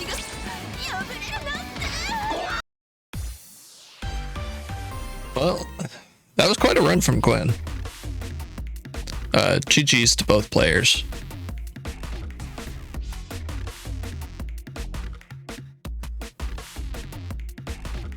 Honestly, pretty good run. Much better than I probably would have done. I probably would have got knocked out like round 1 or 2. Alright. And we undeafen. I thought that was only 3 games. That was 3 games, wasn't it? Or that was the best of 5. You won 1, but yeah, I guess I lost being a track of 3-1. games. I thought he took game 1, I took game 2, and then that was game 3. Nope. I guess somewhere in my memory an entire game disappeared. I think you won the 3rd game. Because I was talking about like, hey, can he pull off the reverse sweep? Okay. Yeah, good stuff from him. I definitely did not know how to gain space against him. He was making really good use of the grabby hand, and I had a couple of really key combo drops as well. So yeah, for sure. Good. It's entertaining to watch. You went farther in bracket than I probably would have. I'm telling you that right now. Well, but I'm a classic O2er. Yeah. I gotta report the match. That's what you do. I didn't even check in to begin with.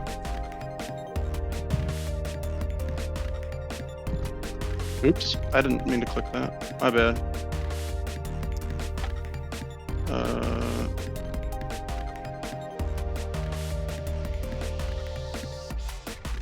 Yeah, he won, not me. I clicked the wrong button.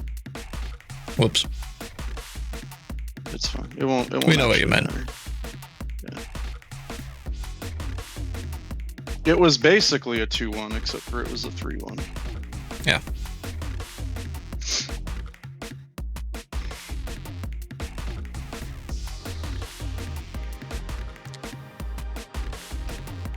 Or losers final.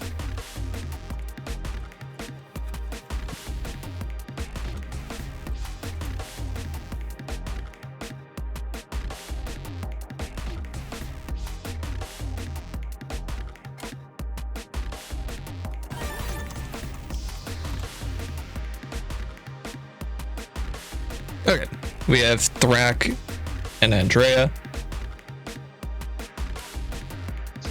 Starting to wind down to the final matches. Yeah, let's do it. Pretty exciting.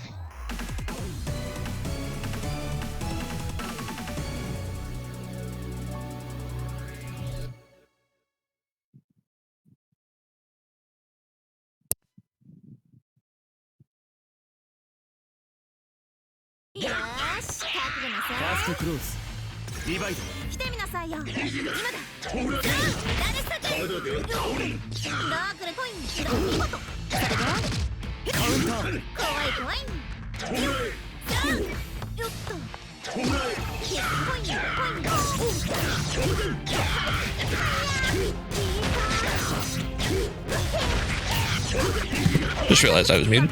My bad. Interesting start. Very tame. Yeah. Gets the teleport. Yeah, that's the move right there. I think that's the Merkava grabby hand is gonna be, I think, the key to this matchup.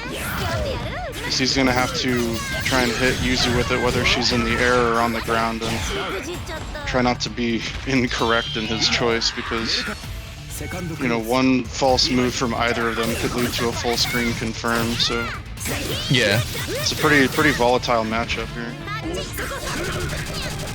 Ooh, unfortunately mistimes the meeting. Very patient. Yeah, Thrack is very patient.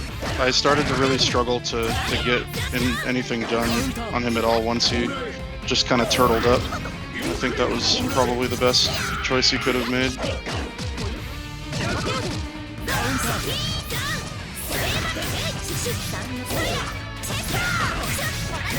It's up and Andrea up doing on. a good job of recognizing that that move signals the end of Merkava's turn.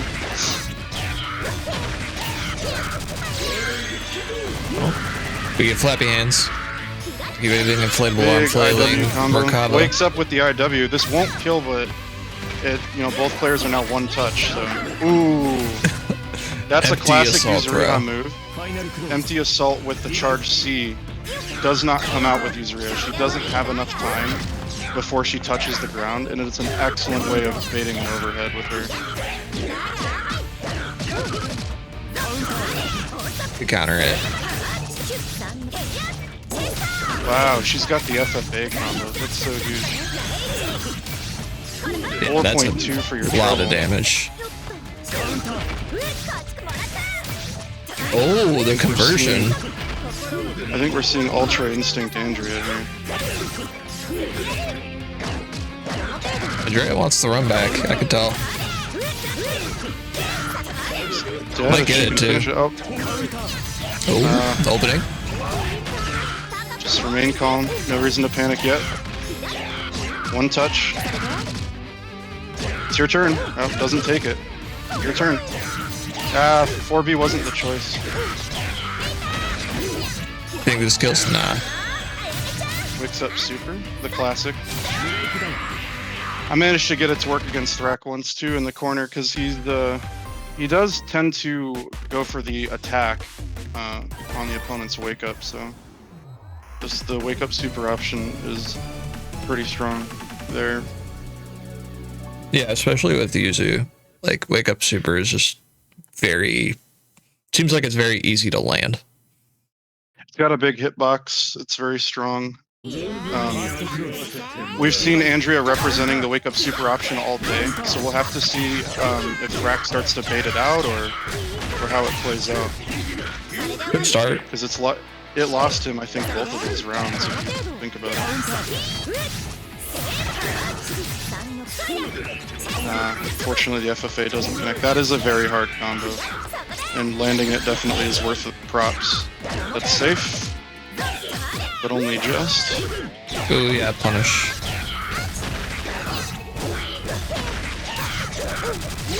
Oh yeah, worms. Oh, The low shield kind of causing issues there. yeah, I'm not even sure if it's worth shielding the worms when you're stuck in the corner in Oki. Shielding is scary during setups like that in general, because you know you have to basically have utmost confidence that your opponent is going to attack you one way or the other. Yeah, it wasn't the option because Merkava was flying, like he could swoop in, and that's an overhead. Comes in with the teleport, 2.9 for the trouble.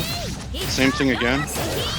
I wonder if this is an option Andrea is going to start using a bunch, because it's worked the last 2 times in a row. Jumps over the arm. Yep, teleport once again.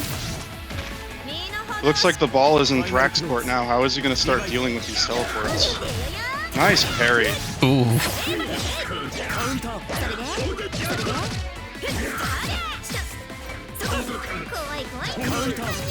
Oh, good grabby hands. Just runs under. EX flip. Just changes positions. Oh, yeah. Got caught shielding too long. See, the shield on the grabby hands was good because that built grid. But it should have stopped shielding as soon as Merkava closed in. Teleported? It's just so... Just snipe out in the air. It's just so risky shielding against Merkava block pressure. It really is. Unfortunately, whiffs the JC there. Oh, good jump in. That's interesting that the invul frames of the teleport actually got Andrea right past the grabby hand. Unfortunately ended up in front of him and was a victim to the flailing arms. 1-1. He's using that move a lot on block, and I believe, if I'm not mistaken, if you correctly shield the very last hit of it, it actually makes it -5. So if you're close enough, you can punish it. But shielding only the last hit correctly is, it's no small feat. You do have to practice it. It's one of those things that, it's a matchup thing that might be worth labbing out. That move right there. If you shield the last hit, I think you can make it punishable. See, I just tried to shield the whole thing. Yeah. But, that's good to know. It's not a bad idea either, because, you know, it's not like he can do anything else. It's basically free Once you shield. commit to it, you commit to it. Ends with the EX. Life bars are about even. Spends the CS. Thrack wins the cycle. Oh, that was didn't have not the time to worm. CVO into a finish there, so Andrea does live to see another interaction. Yeah, fuzzy low. Oh. I think if Andrea had used the more downward facing button, then that would have connected, because I didn't see Thrack stand. Okay, manages to break him out. Ooh. That was an interesting interaction. The throw? Unfortunate. I didn't know The thing about Yuzu's jump over flower beat the Rekka. EX Flower does have invincibility frames, but they're kind of slow, and you can't really use it like a DP because the hitbox is not directly in front of her. So Yeah, if an like enemy is kinda... at point blank... Yeah. Oh, except super, falls for it again. Andrea's in shape to take this game. One more touch. Goes for the same setup with the 2C charge into throw, but unfortunately, I don't think Thrack had fully recovered yet. But teleport will get it done, so... Good stuff to Andrea. Looks like she's making a bit of an adjustment.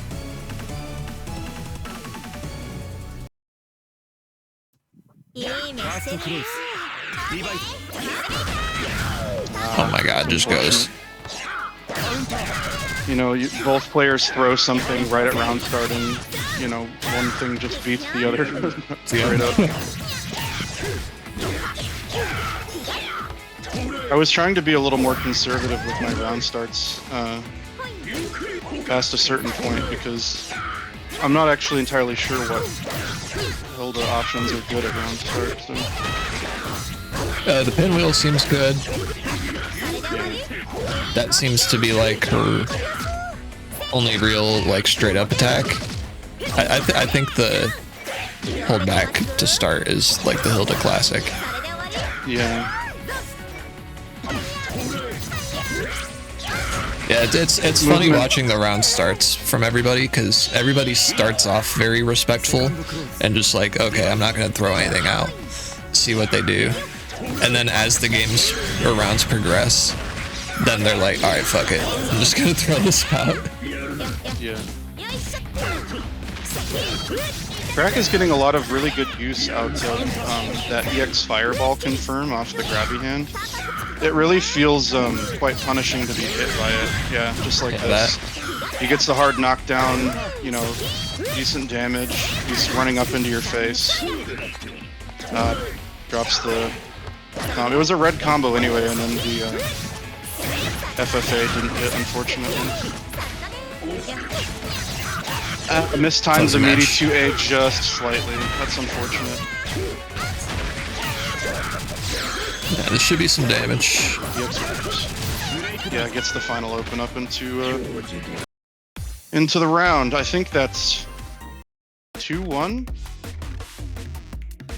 Yeah, it should be 2-1, I think. So we'll have to see. It's either 2-1 or 2-2. I'm sure the players know. I think we're seeing Thrack being a little bit more aggressive here. I guess he's kind of tired of getting hit by slashes and teleports, and the adjustment he's elected to make is to be a lot more up in Andrea's face. Yeah, try to set the pace a bit more. Both players starting really patient this round. Nobody wants to get side switched. Stick something out. There's that teleport.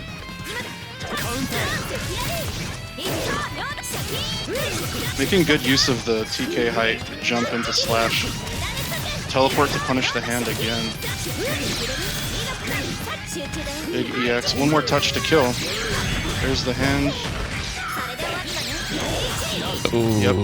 That was an excellent place to use that. He was just at the right space and in the air, which is kind of a double whammy for EX flip.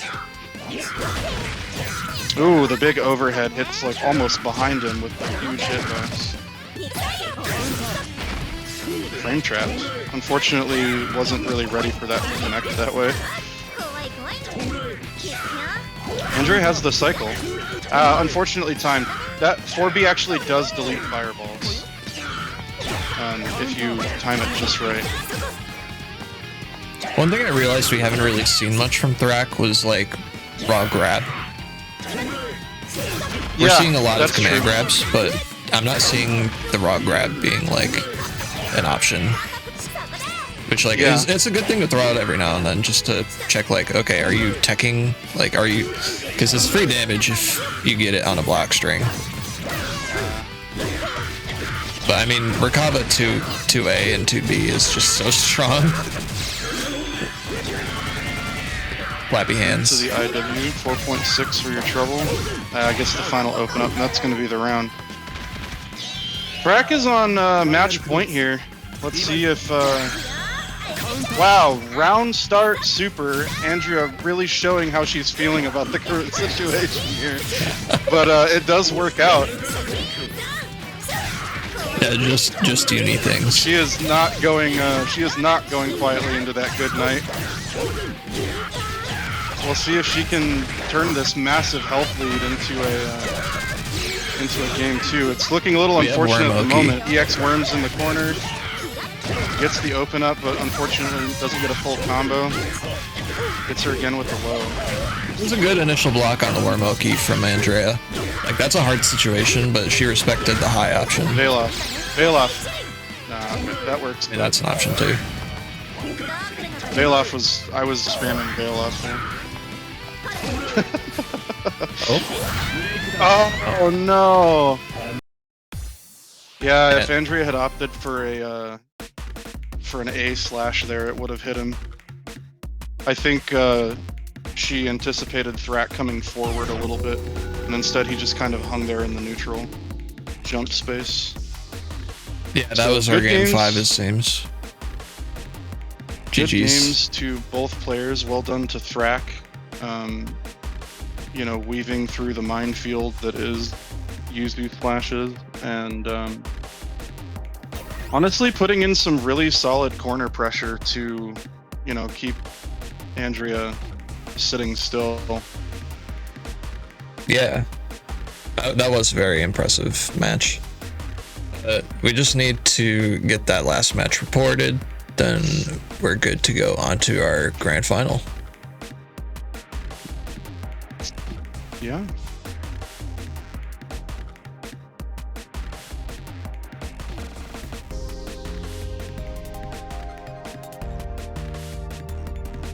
Switch our screen over here so we have a look at the bracket. Get an idea of the journey we've been on. Yes, we have Abolish Ice versus Thrack. So Londrekia versus Merkava. I cannot say I'm surprised at the outcome of the winner's side of the bracket. This Londrekia is Nasty. Yeah. He's definitely got a solid game plan and knows how to turn hits into pressure, so Yeah. Good skin choice, by the way, too. yeah. I like that color palette.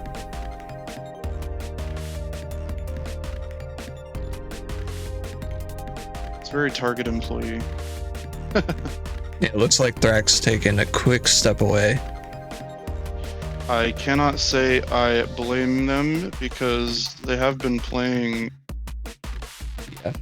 about 8 games straight now. So Yeah. I mean, is what it is. We've been making good time on this bracket, though. yeah, for sure. I think that we got through it in a reasonable amount of time. It was a little rough at the start, but first time running something like this.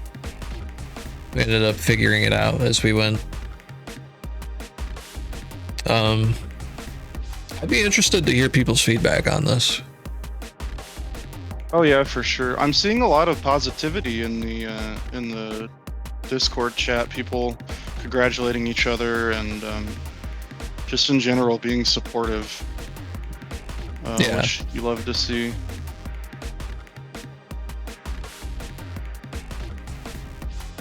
It is what it's all about at the end of the day. We're all learning this game. Yeah. And, hopefully this... I think this has given me a bit of motivation personally. Just to... Oh yeah. Especially those, Kuon matches earlier. Oh my god. I have some studying to do. Yeah. I definitely need to refine, my approach to Hilda a little bit. I'm whiffing buttons in some scenarios, and in other scenarios, I'm choosing buttons that, are too slow or, don't cover the right space and things like that. Yeah, and, for sure. Those things are that's stuff that I can fix just through volume of games. Like, you play enough and you start to get a sense for which buttons you want in what situation. But I was really struggling against the players once they started to turtle against me, and so I think that I need to. Hilda's a hard character to get good with on block.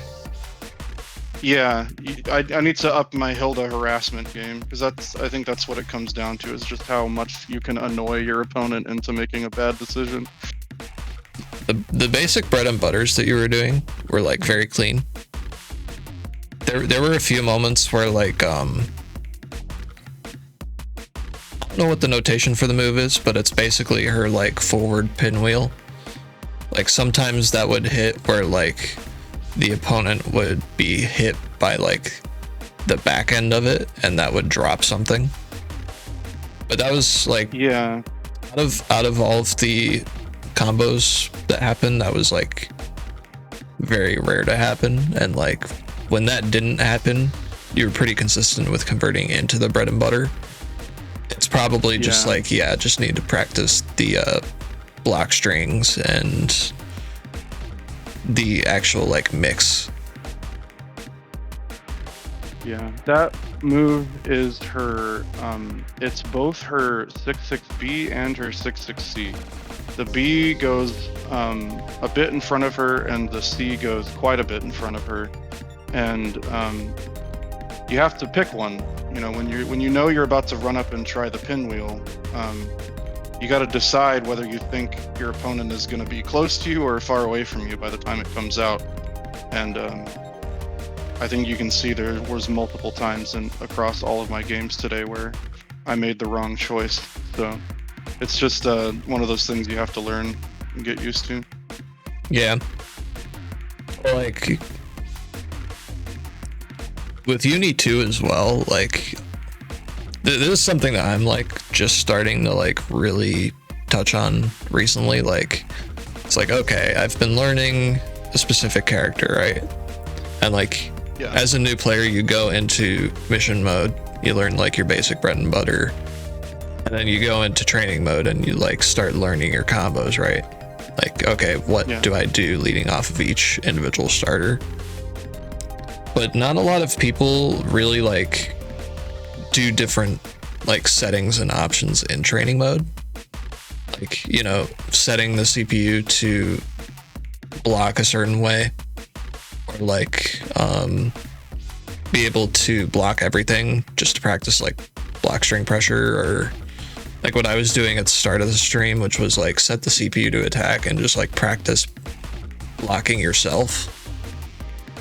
And like you could practice your own reversals and like get a feel for like, okay, what actually can I do to move from being in a blocking scenario to like punishing an unsafe move on block. Like that's kind of the next step to like getting better, I feel, is like once you've gotten those bread and butters and like you've learned your different starters and like what you go into off of each starter, like you need to like start diversifying your practice and like learning more about like, okay, there's more to just like throwing out moves and then getting your combo. Yeah, for sure. Oh, I hear a noise. I think we are good to go. Let's see here. Balthraz is bringing up some good points in the chat.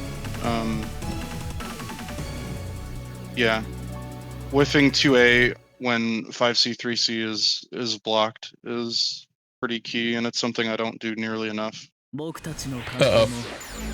Game is not showing up on stream. Oh no. There we go. I saved it, I think. I need to resize real quick. Uh-oh. Ah! Peek behind the curtain.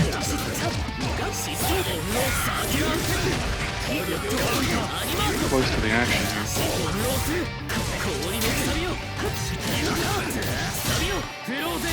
There we go. We've had so far we've just had the two players trading combos back and forth. They're about at the same amount of HP. Just as I say that, target employee gets the open up back down onto Thrack and it puts him in one-touch territory. Crosses up with the Rekka and manages to open him up for the last hit. Man, I was so scared we would be missing out on this entire game. Glad we fixed it. Right. Merkava in corner. It's taken out of corner. A good option there. Pretty much anytime Londrekia has meter and resets to neutral, you can probably expect that an Icicle Rain is on the way. It just wins against anything and sets him up to get back into pressure even if the opponent blocks it. Hilda actually has a kind similar, of nutty. Hilda has a similar move to that. I'm not sure if it's quite as good, but it's something I don't really use very much. Feels like it takes a lot of inspiration from that setup move from Hilda. She puts out the orb in there and daggers come out. Seems like it covers a lot more area though. It depends on how high you throw it.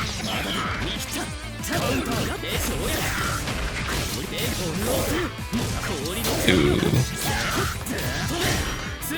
Combo for Londrekia. Maybe under into super.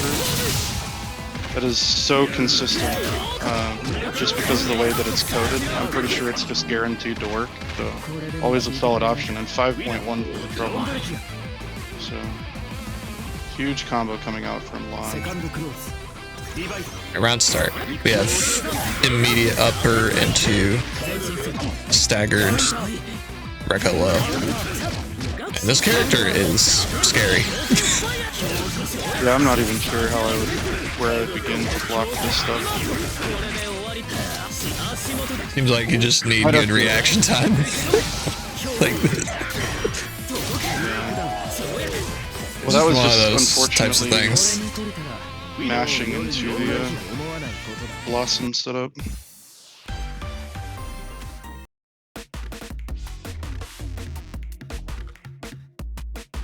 Might have to find footage of Londrekia's losing and see what kind of choices their opponents are making, and you know how they're blocking against these high-low, left-right Rekka mix-ups. Yeah, this is just pointing out. Target's up 2-0, so this is match point and basically Thrack's tournament life.